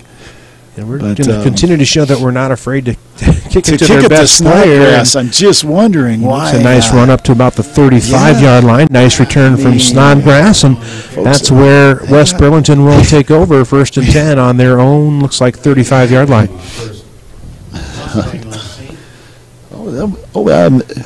Apparently Matt Tatey was out hunting. Doing a little hunting today. Doing a little hunting. He is. He likes to get out in the woods. He does. Not afraid of a little weather. Can do. Talk about a guy that there's nothing he can't do. There's no kidding. Not much he doesn't do well. Another former professional athlete. Yes. Man, legitimate. I don't do anything he professionally. Was a legitimate professional athlete. 35-yard line here for West Dubuque as they set up on their standard run and shoot set. They haven't changed anything. Except Snodgrass throwing back to throw now. Nice pass. Completes it and broke a tackle. Yeah, got him out to a big, strong athlete. It's complete out to Riley Koenig here. That's going to be a first down for West Burlington. Nice pass there by Snodgrass. Yeah, he's a great athlete. Another senior. Koenig is 6'3", 205. So those are two really big athletes, big physical-looking athletes, and I'm surprised they haven't worked Riley Koenig into touching the ball more often tonight. He broke that tackle on the edge, and he looked big rumbling down the field. So 1st and 10 for West Burlington Notre Dame at their own 46-yard line. Motion to the near side here, and there's a give inside. Yeah, that looks like that was that was Brady Olson on the carry. He's got a gain of about 4 yards. So West Burlington's showing a little life here, down 28-0 here in the third quarter. Nolan Brand made the first contact around the line of scrimmage. He was able to but Olson was able to drag through that a little bit and pick up 5 more. 2nd and 5. And this is 2nd and 5 is a lot better for this offense than 2nd and 10 or 12. Here's Snodgrass under center. And he's back to pass again, looking again for. Got to contain him. Got to contain him. And he's going to scramble there we go. forward. That's a nice play.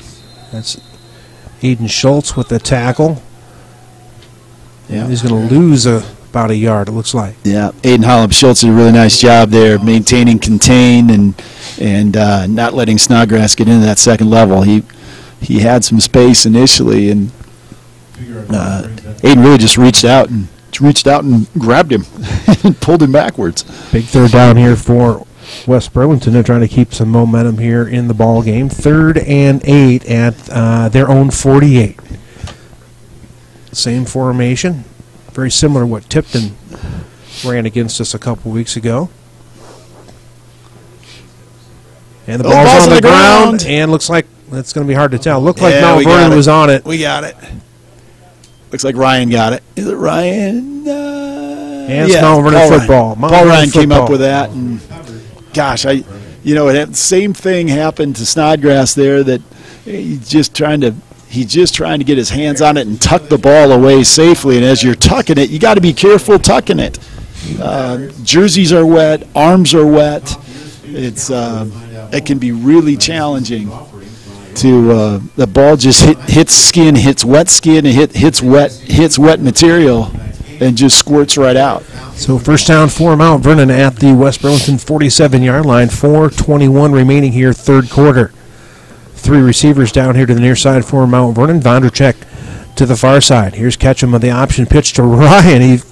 He finally is able to corral it in. There's a flag on the far side, and there's another flag. Another flag came in late. So I don't know if that's sure if we got a face mask. Did we see a face mask on that? I'm guessing we're going to have offsetting penalties here. A hold on the far side. I think you're right. I think we got a hold in the face mask. That would be my guess, too. But we're walking backwards, so it doesn't look like they just got the hold. I think the referee just doesn't have the arm to get it to the... I'm not sure why the second flag came in. I mean, the first flag was clearly dropped. The hold had to be on the edge. And maybe he just felt he had to add that for emphasis. So Mount Vernon backed up all the way to their own 42-yard line here. So a spot foul is going to make it 1st and 20, almost 25. 1st and 23. This is no way to get to a continuous clock here, Sean. No, it is not. And here's Ketchum inside pitch to Ryan. A nice defensive play there. He's met at the line of scrimmage. Yeah. Nice defensive play by the big defensive lineman there. These guys haven't stopped playing, and offensive front needs to continue to do what they've been doing for the first 2.5 quarters. And you let up a little bit. Kids are playing hard. They still got a lot of pride. And now all of a sudden it's 2nd and 25. Second in Missouri here for Mount Vernon. And they're bringing people. Get rid of it. Passes Ketchum. Right behind, just behind. Baker was cutting across the middle. He could still be running had that been thrown in stride. They brought everybody. They brought every second-level player they had, 3 linebackers and their strong safety, and Zach Baker broke right into the place where he should have.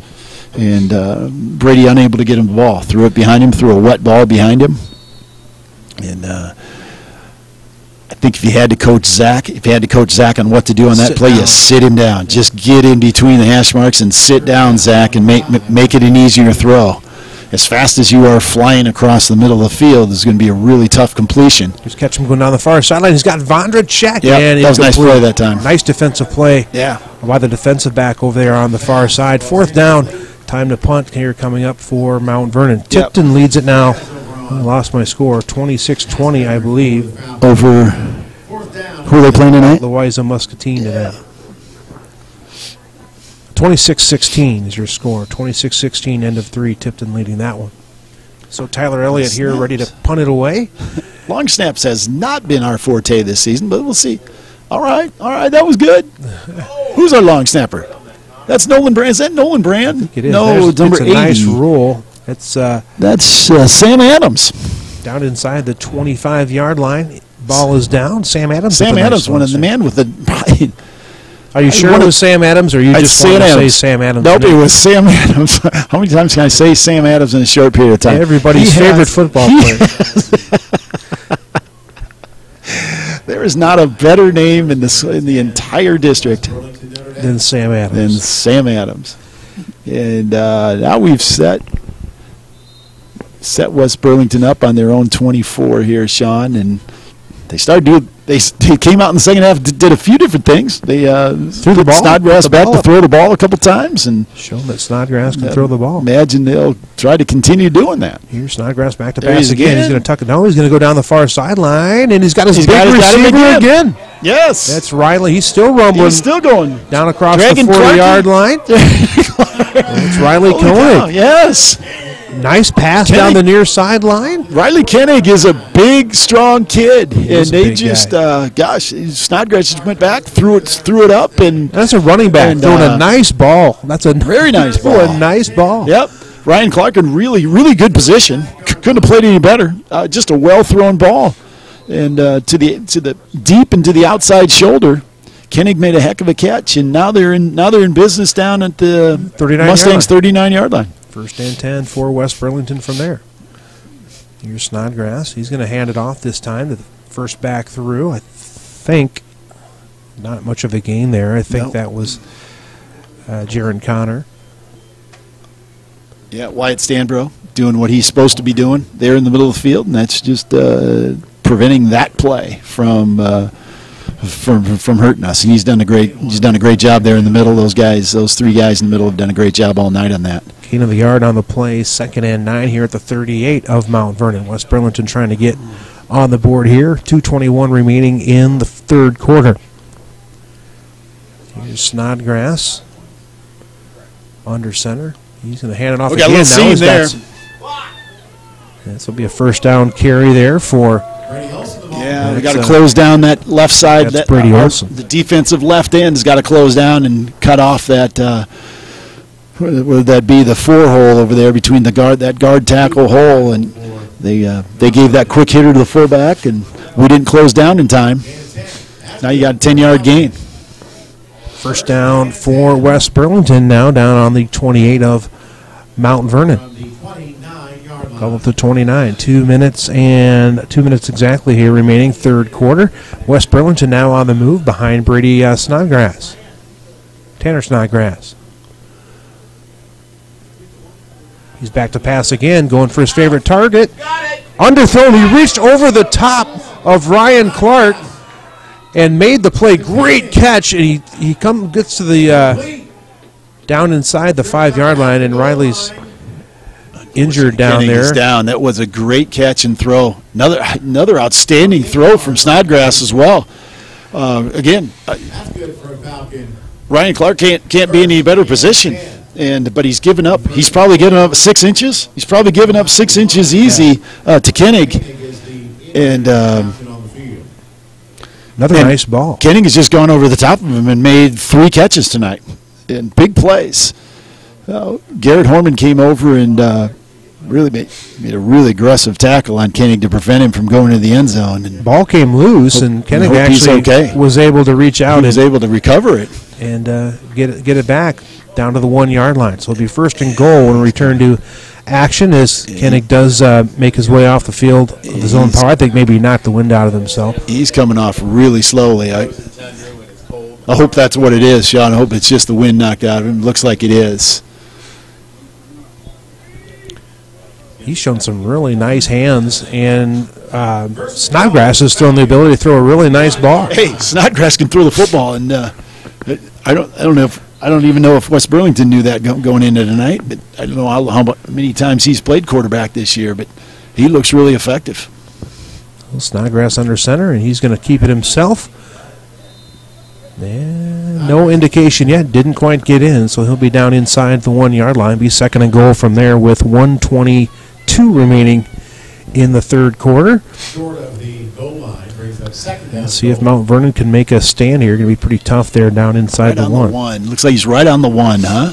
Got a full yard there. Sean, does it look like? I'm looking across and looking at the down marker on the other side. Looks like it's almost a full yard. It's pretty hard to tell from this angle. Yeah, it is. Can't see the yard lines anymore. No. Second and probably, yes, less than a yard here for West Burlington. Snodgrass under center again.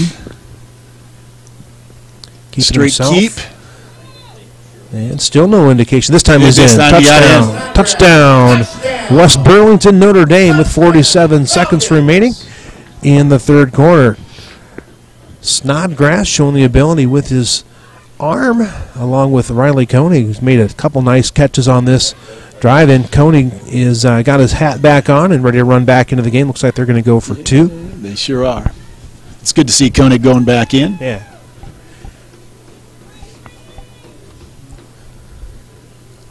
Nice lift of this West Burlington team. It's good. They came out and were real effective running some plays that I know they probably haven't run a ton of during the year, and not exactly a part of their regular offense. Just found a way to score. Here's Snodgrass back to pass again, looking for Koenig, and he's got it for the 2-point conversion and the flag. And interference. He just outfought Clarkey for the ball. Yep. Well, moving down the stretch here, we got a full quarter left, and they've found something here with Riley Koenig. Yeah, probably the football. It's going to require an adjustment here. I think you're going to have to shift and get some help on Koenig when he's out wide. Riley Koenig on the Koenig. They're pronouncing it Koenig. Koenig. So it was a flag down. It'll be interference. Yeah, it'll be interference on Mount Vernon, which will be declined, and the 2-point conversion is good, making your score 28-8 here with 47 seconds remaining here in the fourth quarter. Score, Mount Vernon 28, Falcons 8. They're going to mark that penalty off on the kick, I think, Sean. I think they'll probably be kicking from the... Well, they get to take that on the kick? I think so. You'd think, man, you'd think you'd get the play there. We'll see what happens. No, maybe they don't. Maybe it's just personal fouls that they take personal fouls, and they'll tack those onto the kickoff. But you're right. I don't think they do the pass interference. Kind of insult to injury after you scored essentially a touchdown. Yes. 47 seconds here remaining in the third quarter. 28-8 now is your score. Mount Vernon leading it. Trying to credit to this West Burlington team. They've continued to battle. They came out ready to play in the second half, and gosh, they had every. They lose their starting quarterback, and Snodgrass. They do nothing. They do nothing offensively for 7-8 consecutive series. I'm not even sure they get positive yards in 7 consecutive series. They come out and complete some big passes and probably take their 2 best athletes and say, all right, you take the snap, you run down the field, and I'll chuck it up there, and let's see what we can do. And it turned into a touchdown. Well, they are going to kick it off from the they did march it off of Mount Vernon. So they did march it off, didn't they? Okay. So this will give this will and that's a big penalty because Mount Vernon's been getting the ball on kickoffs about where they're going to kick it off right now. And you might as well onside kick this, huh? You might as well. I mean, I don't know why. I can't believe they wouldn't. I think our hands team, we're thinking the same thing, but our hands team up front, and no reason to kick this beyond 10 yards. So we'll see what they do here with 47 seconds remaining here, third quarter. Mount Vernon leading at 28-8. And here's the run up and the kick, and they are going to onside it, bouncing around. Looks like Mount Vernon is on it. You got it, bounced off a couple legs, and we were able to fall on it. So why not, right? You're kicking off on the other side of on the plus side of the field. You might as well give that a shot. But Mount Vernon does get on the ball, and now Mount Vernon needs to get some offense going here. They need to keep the momentum going here for the rest of the game and into next week. They've not done a lot here in the second half. They've got the 1 score. Yeah, we've kind of lost. They've started to load the box and tried to follow Paul Ryan wherever he goes, and they've been effective. Here's Paul Ryan left side. He's got some room. Here's 10 yards for Paul Ryan right off the bat on first down. We'll have a first down coming up here for Mount Vernon. You can load the box when Paul makes the first 2 guys miss. It evens out. It evens out the numbers pretty quickly. Tipton now leads at 32-16. West Liberty leading at 35-7 over Comanche. First down here for Mount Vernon. Give us to Paul Ryan trying the right side. Still on his feet, breaking tackles. Wow. Not a huge game, but he broke 3-4 tackles to get what he did. Yeah. He's just no fun to tackle. No. He's just really not. Good 6 yards there when he probably should have had 1 or 2. West Burlington kids shouldn't feel bad. Nobody's wanted to tackle him in the second half all season. And that'll do it really for big. He's really thick from the waist down. He's deceptively strong from the waist down, and he's just no fun to hit.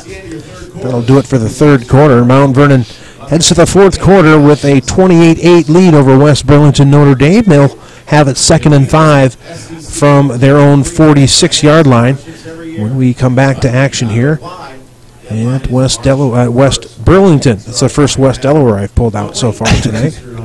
West Liberty, West Dubuque. We got a lot of West we deal with throughout the year, yeah.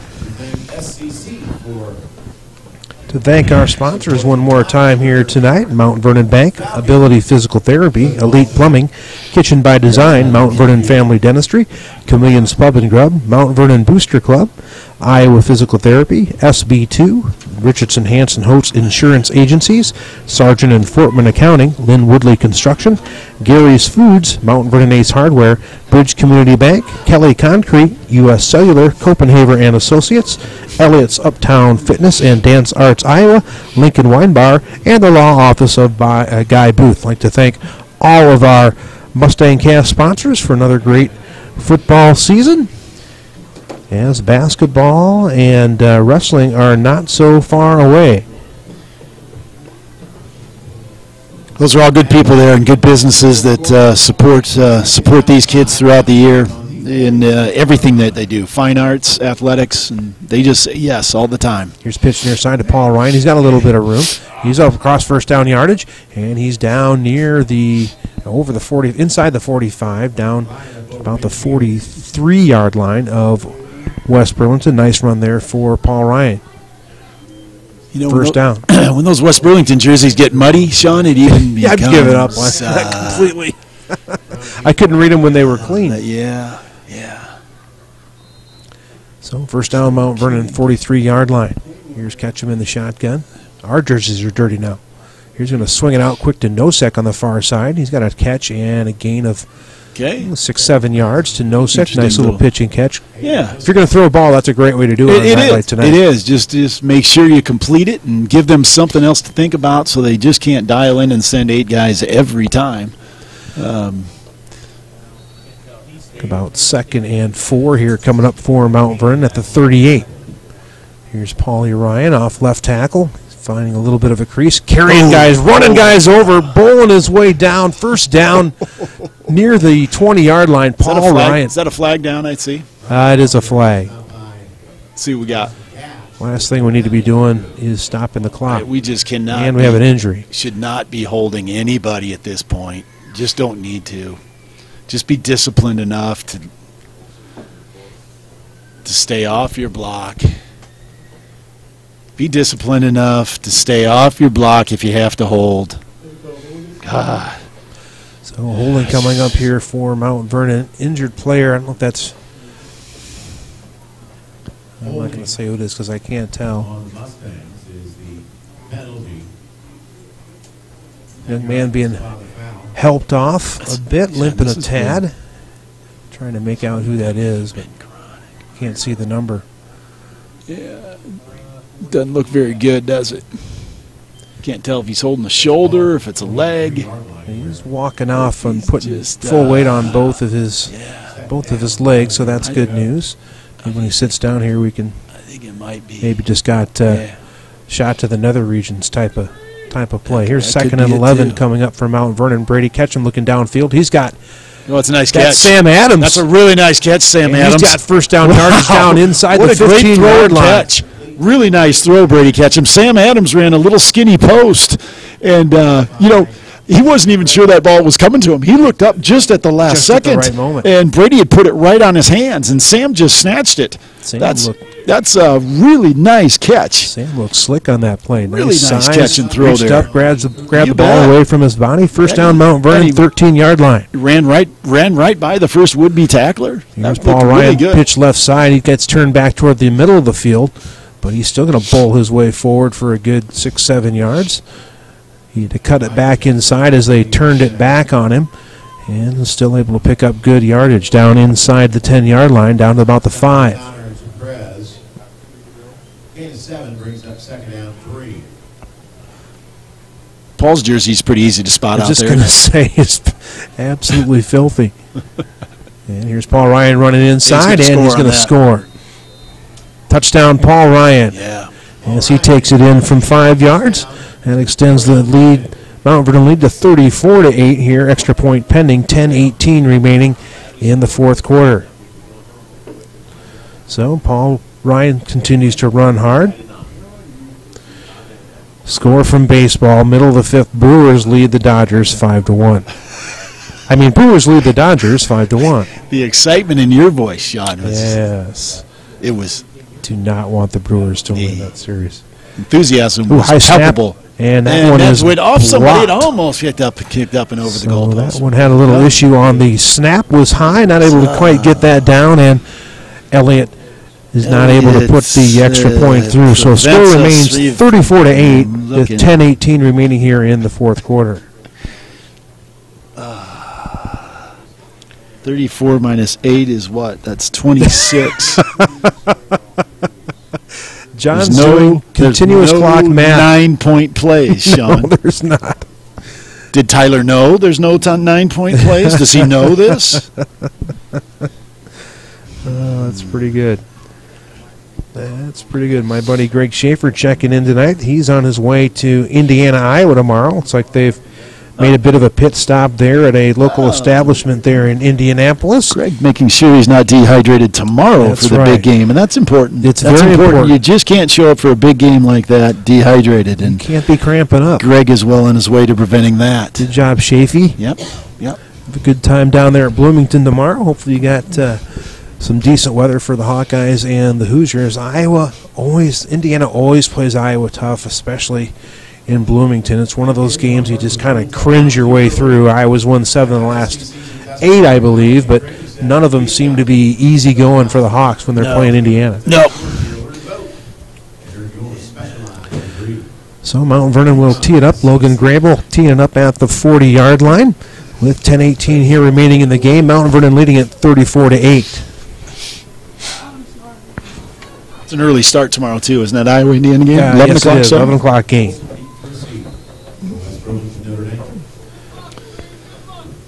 All right. To give it up to these fans Yeah. wearing through this West Burlington fans have stuck around here tonight. through this weather. It's not a pleasant night to be outside. Here's the kickoff from Grable. It's going to be taken by an up man across the 30-yard line. And all the West Burlington players look exactly the same now. They all have mud-colored uniforms. That's number 59, I believe. That was a nice little run for or 69. Might have been Reese 69 Richards. it could have been. He ran that like a running back. He didn't run that like someone who wears 69 at all. Right? 38-yard line is where the Falcons will start. First and 10. There goes Mr. Koenig out to the wide left spot, and Clarkie is tenaciously covering him man-to-man out there. Getting a little cheating help, a little help from the safety cheating over there. And this one's going to be an inside give. Not much running room available there. Gain of maybe a couple on the play. Believe that was Brady Olson on the carry. Gain of 1. Clock continues to run. 9:55 remaining in the ball game. 2nd and 9 coming up here for West Burlington Notre Dame at their own 39-yard line. Mount Vernon leading it 34-8. Gain of 1, 2nd down 9.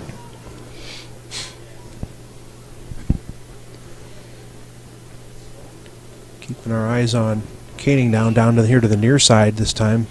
Matched up on Booth. This is going to be a First give to back the through. left. First Yeah. back through indeed, and that's going to be a gain of a yard or 2.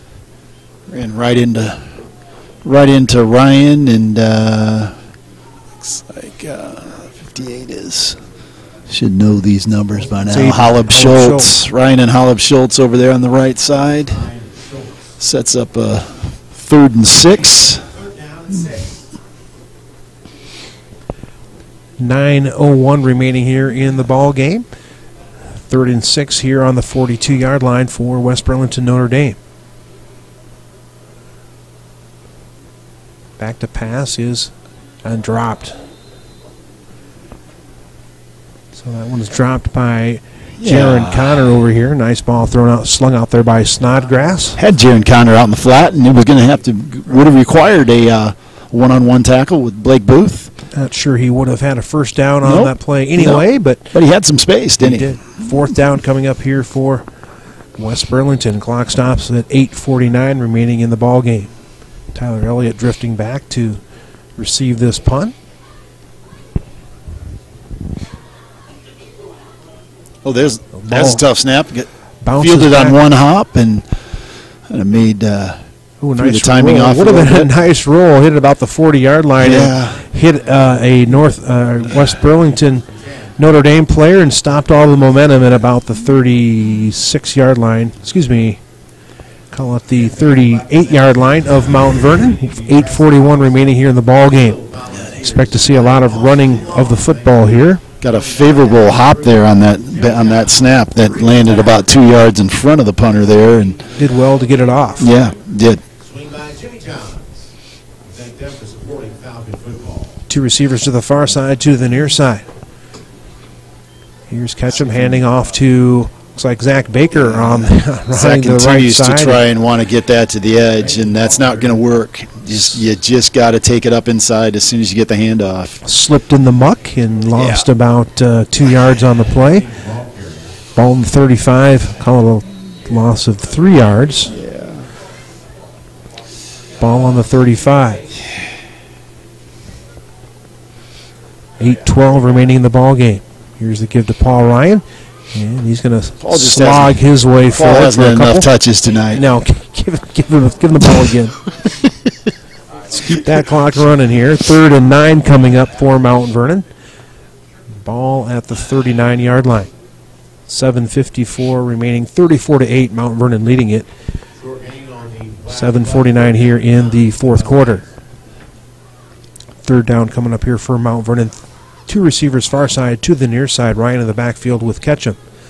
And Brady's going to pull it down, and he's had Vondracek open. Again, that's another one of those situations where Vondracek would have done well to sit down in that zone. That's exactly right. And make that catch. Would have been a first down, as it is incomplete. That's exactly right. You're playing a zone, Sean. You gotta recognize where you are as a receiver. When you're in space, sit down and give your quarterback a chance to make a throw to you in between the linebackers, or in between the linebackers and corners. Plus, you keep running through on that route, you're probably going to get stung pretty good. And you're going to run into somebody. Yeah, that's exactly right. So Elliott back to punt the ball away. 7:36 remaining here in the ball game. 34-8 is your score. Uh-oh. Ooh, good job, Tyler. Tyler got a nice punt off, too. And a nice catch made there. Nice fair catch made. I'm not sure that was a catch. He just kind of swallowed that in with the turf. We had 4 or 5 Mount Vernon defenders standing around him, and he was able to make the catch. He just kind of coaxed it to the turf, and it slushed in the quagmire. It sloshed in the quagmire. That's kind of the kind of the headline of the night. Slosh in the quagmire. Tyler Elliott made a nice play just to catch that snap and then to get it off. And a nice spiral punt. Looked really good. Ball to 36 of West Burlington. Inside give, and that's going nowhere fast. So breaking some tackles. Ball is loose. Out. Tyler Elliott ripped it out. Great play. Tyler Elliott ripping the ball loose, and looks like Ryan Clark's on it. Mount Vernon football. Unless you're going to call him down, which would not be, in my opinion, the correct call. He was still moving forward. They're going to call him down. It's not the right call, but that's all right. Yeah, maybe his knee hit the turf, but Snodgrass was churning forward. Yeah, Snodgrass was in the middle of a tremendous effort trying to get additional yards after contact, and he was doing exactly the right thing, and he was kind of stood up And Tyler had a chance to come in there and strip it, and he did. Nice play by Elliott to rip that out of there. As it is, 2nd and 8 now, 7:10 remaining here in the ball game. Ball on the 39-yard line of West Burlington. Mount Vernon clogging that middle up and stopped his Snodgrass behind the line of scrimmage. Like they're on ice skates out there. 9 of our 11 guys were in or at or around the point of attack there. Wyatt Stambro in the middle of that one. A loss on the play. Be 3rd and 9 coming up. 6:42 remaining in the ball game. 34-8 is your score. I feel like I'm giving the time a lot, John. You think I'm paying attention to the clock? The more it doesn't go any faster, Sean. Now, if you keep watching it? No, it doesn't. 3rd and 9 coming up here. And here's Snodgrass running the option to the far side. Ball is on the ground again, and that's going to be a big loss on the play. 4th down coming up for West Burlington. Just really hard to get anything churning here tonight in these conditions. Yeah, you got to feel for Tanner Snodgrass. I mean, he is just doing everything he possibly can to try and make something happen. You're on both sides of the ball, and there's just nothing going on. Benton leading 27-6 over West Marshall in that big matchup of ranked teams. 9 minutes left to go in that one. Looks like Benton's in pretty good shape there. Here's a bouncing ball. Mount Vernon's just trying to get away from it on the punt, and he got it was chasing Jace Delancey. The ball was absolutely haunting him as Jace was trying to run away, and the ball was bounding after him as fast as Jace was going. Pied Piper. It would not leave Jace alone. 5:33 now remaining here in the ball game. See if Mount Vernon can get a couple first downs and run this one out. They lead at 34-8 here. The ball on their 46-yard line. In motion to the near side comes Booth. Looking downfield is Ketchum. Now he's going to take off and run. Now he's going to throw it at the last minute, and he's going to have a completed pass. Is that okay? Interesting. That's no sec. That's a first down. All right. Then we're going to throw the ball. Good job, Brady. Good job. We're going to throw the ball. We are running plays that can potentially stop the clock. My feet are cold, fellas. 5:23 remaining here in the ball game. Mount Vernon has the ball at the West Burlington 41-yard line. 34-8 is the score. Here's Paul Ryan inside give, and he's going to have good yardage off the right side, good for 6 or 7 yards. Clock continues to run. Call it a gain of 6, 2nd and 4 at the 35-yard line of West Burlington. That was Tanner Snodgrass making that tackle. He really hasn't contributed much at all. I was just trying to think West of Burlington a comment of that at the same time. Here comes Paul Ryan right up the middle. He's breaking tackles, and he's got a first down. He's not running any less hard. Is that the right way to say that? It is. Continuing to run just as hard as he did in the first period. Paul can only do one. He only has one speed and one way of playing when the ball snapped. There's no gentle setting on that washing machine. It just doesn't matter whether up, down, what point of the game is. Here's Paul Ryan again, inside give, and he's still on his feet. Wow. Working for yardage. He's got another first down or close to it. Another example of the great balance that Paul has there, and they almost tripped him up twice, and he's able to stick his hand in the ground and keep moving forward and barrel into the free safety, who was the last guy back. Yep, there's no delicate setting on that. No delicate setting on that washing machine. That's a good line, Sean Moore. I like that. 1st and 10 at the 12-yard line.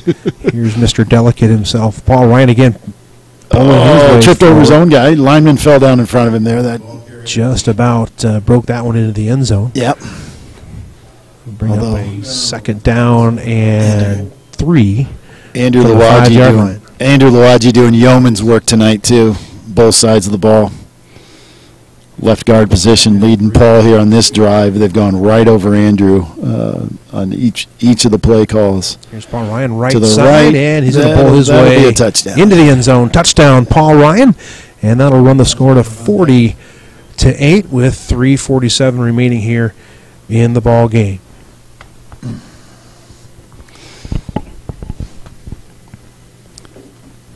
What another spectacular night for Paul Ryan, and he continues to be just the epitome of a workhorse. He's just I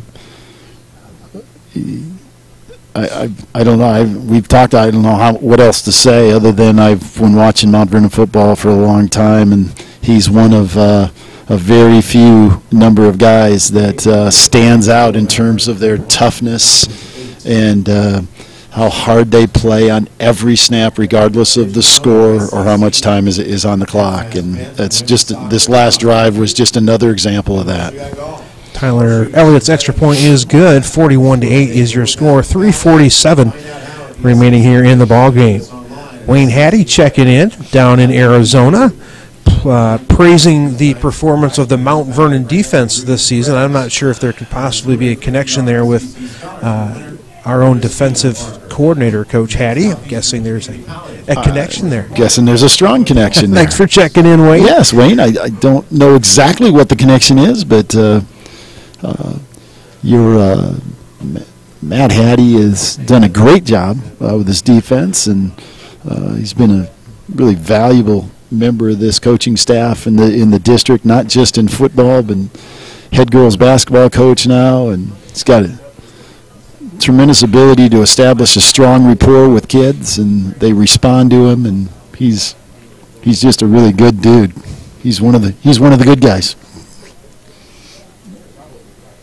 Speaking of good guys, here's Coach Ketchum making an appearance out of the coaching box. And that's a good sign when your coaches in the box are smiling, stepping out with 3 minutes remaining in the ball game. 4 minutes to go. This is what you hope to be able to do, right? A coach during the game. It might be our opportunity to do that. He shaking his head and quickly walking down the stairs. He took off with it right away when I said that. 3:47 remaining here in the ball game. 41-8, Mount Vernon leading it over West Burlington Notre Dame. You know, I'd take either Paul Ryan or Tanner Snodgrass on my team. No question. Any day. No question. If there's young kids out there watching this game, and I don't know how many there are, but you just hope they watch the way those two kids play, and you just tell they love the game. You know, one thing about Paul Ryan, too, that I know the family so well, he just loves the game. He loves to compete. He loves to play, and it shows. And here's Snodgrass taking the kickoff, working back his way back toward the middle of the field, trying to find some room, and he's swallowed up there about the 35-yard line, 25-yard line, excuse me. Who made that hit? That was a heck of a play. Yeah, is that Nolan Brand? It could have been. Nolan Brand, what a nice. Down there. I think it was Nolan Brand made a really nice physical hit there. He bounced the ball carrier back, and really nice to see. Great job, Nolan. 3:39 remaining here in the ball game. 41-8, Mount Vernon with the lead. West Burlington's got the ball at their own 25-yard line. 1st and 10. And it looks like we're going to have a timeout called by West Burlington.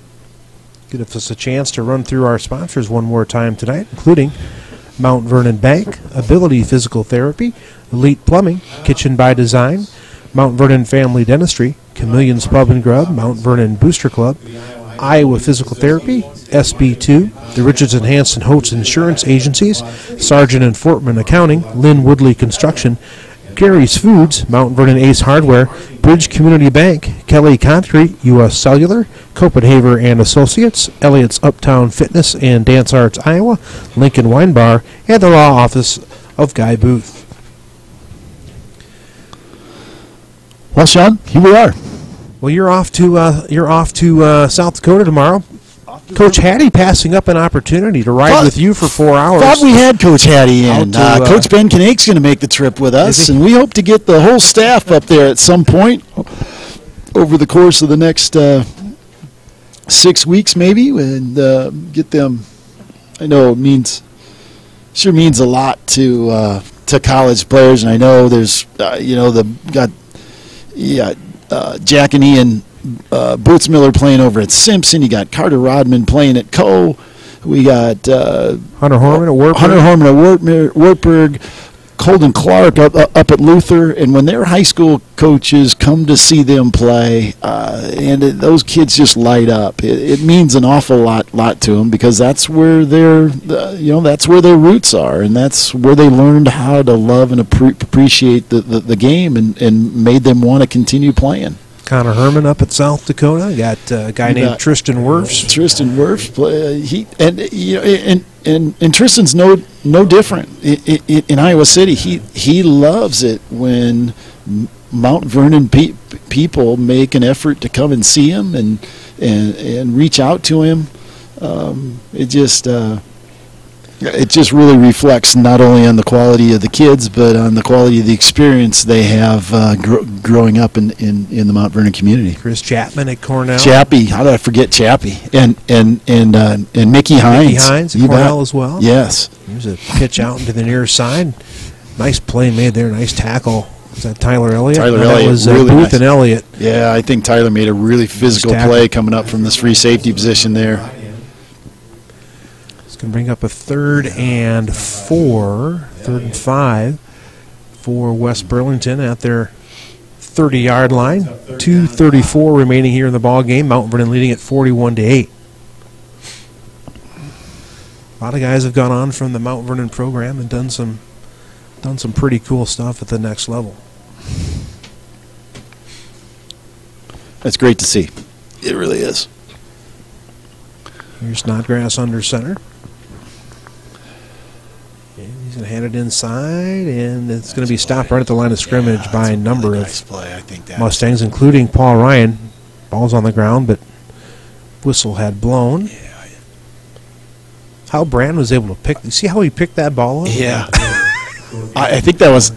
Was that Brand? No, that was Aiden. That was Holub Schultz. Yeah. Yeah. He did. He just scooped it up with one hand, right and he was going to score.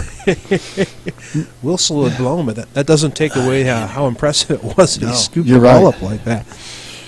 1:37 remaining here. 4th down for West Burlington. Andrew Luaji filled that hole so well. That was just a textbook linebacker play there. They gave it the first back through, and Andrew stepped up and met him right at the line of scrimmage. The way you're coached to do it. West Burlington lining up to punt here as the clock kicks down towards 1 minute remaining in the ball game. Anthony Hoffman still sitting, laying down on that trainer's bench. Shame for him. Hopefully he'll be able to come back and get back to action. He's a sophomore. Yeah, that's right. He is just a sophomore. He's got some Friday nights left. Hopefully he'll be able to get back to action next week and finish out the regular season. If not, West Burlington will have to kind of figure out how they're going to tackle things with Snodgrass under center. Now, he can run the ball. He can also throw the ball, and he's got a great receiver in Ryan Koenig. So maybe discovered some things here tonight late in the season that they can have some success with offensively. You bet. He's a senior. Timeout called here by West Burlington. Austin Mix for the final senior. 1:10 remaining here in the ball game. Kids have fought hard all season long and wish them the best the rest of the season. Where do we go next week?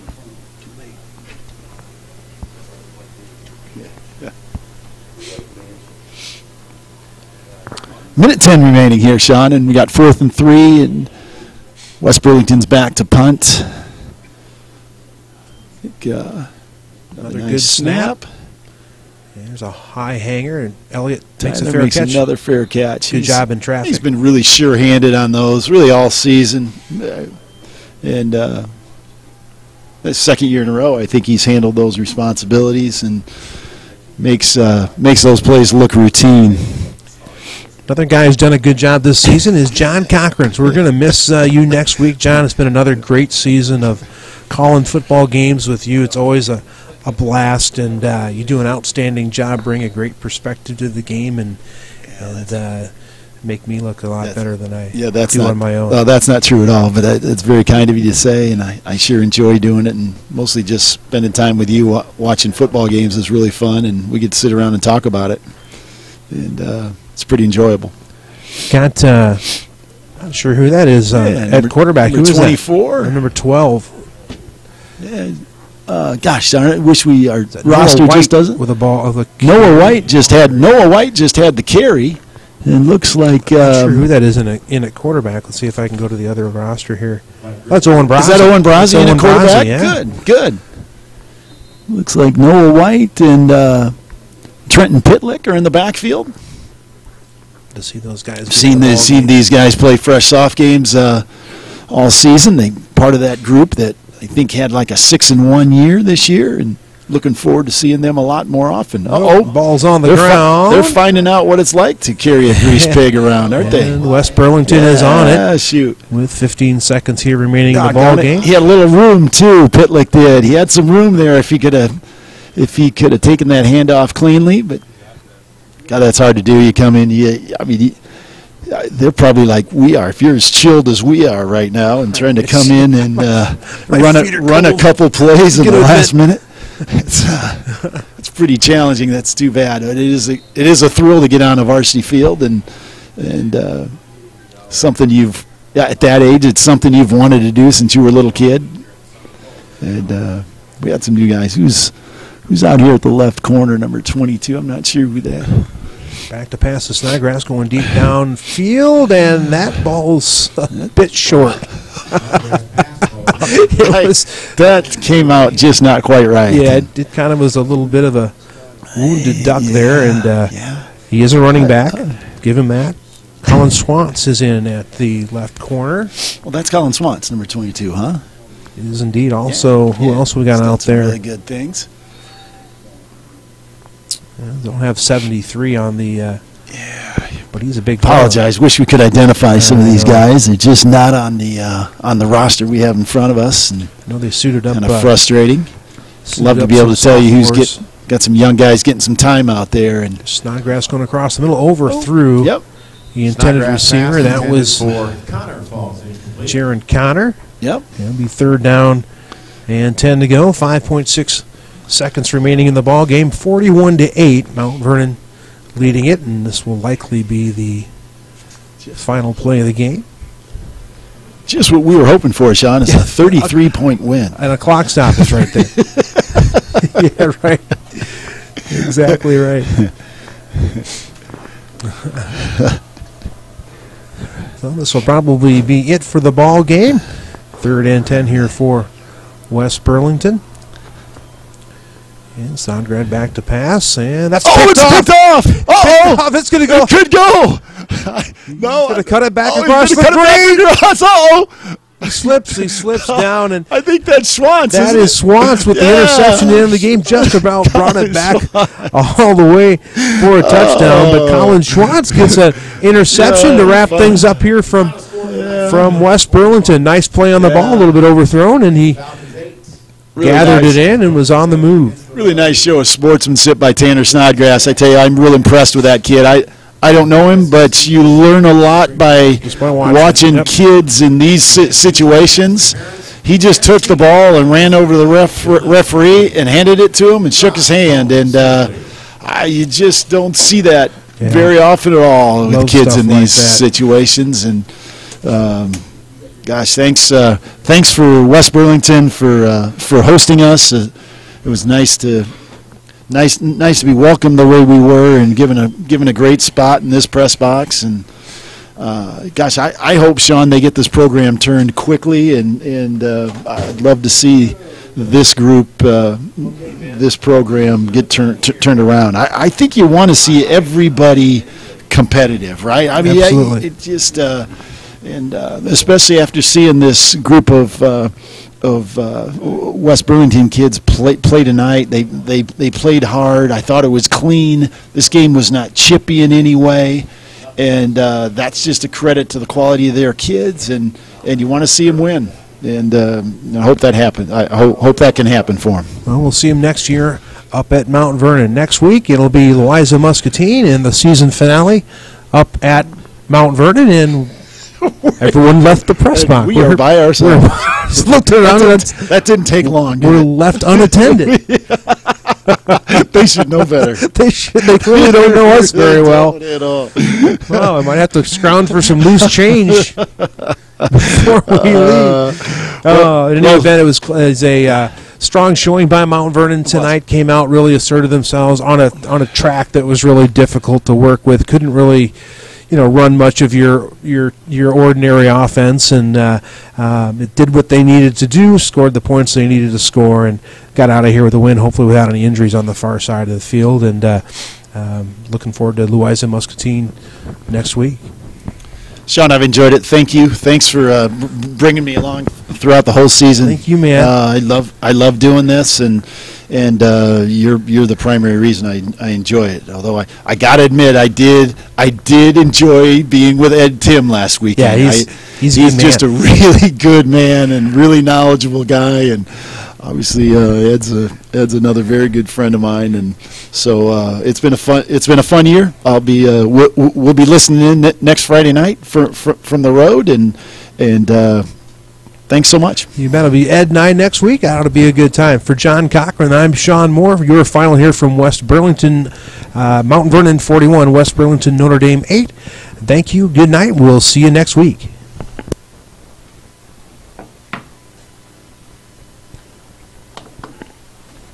All right. It's cold, Sean. It is cold. God. Holy cow.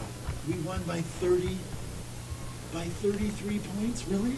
No, it could have been that. Oh, yeah, was it 35? Yeah, 35 is the punches. You're right, 41-8, yeah. 41. That's the worst. That's the worst. It's the absolute worst. Worst you can hope for. Worst possible outcome. If they completed another pass, over Ryan Clark without us setting somebody else out there, how many times are we going to watch that happen? What are we doing? Oh, goodness. You did fine. Oh, that was great. Horrible. I just gave up in the second half.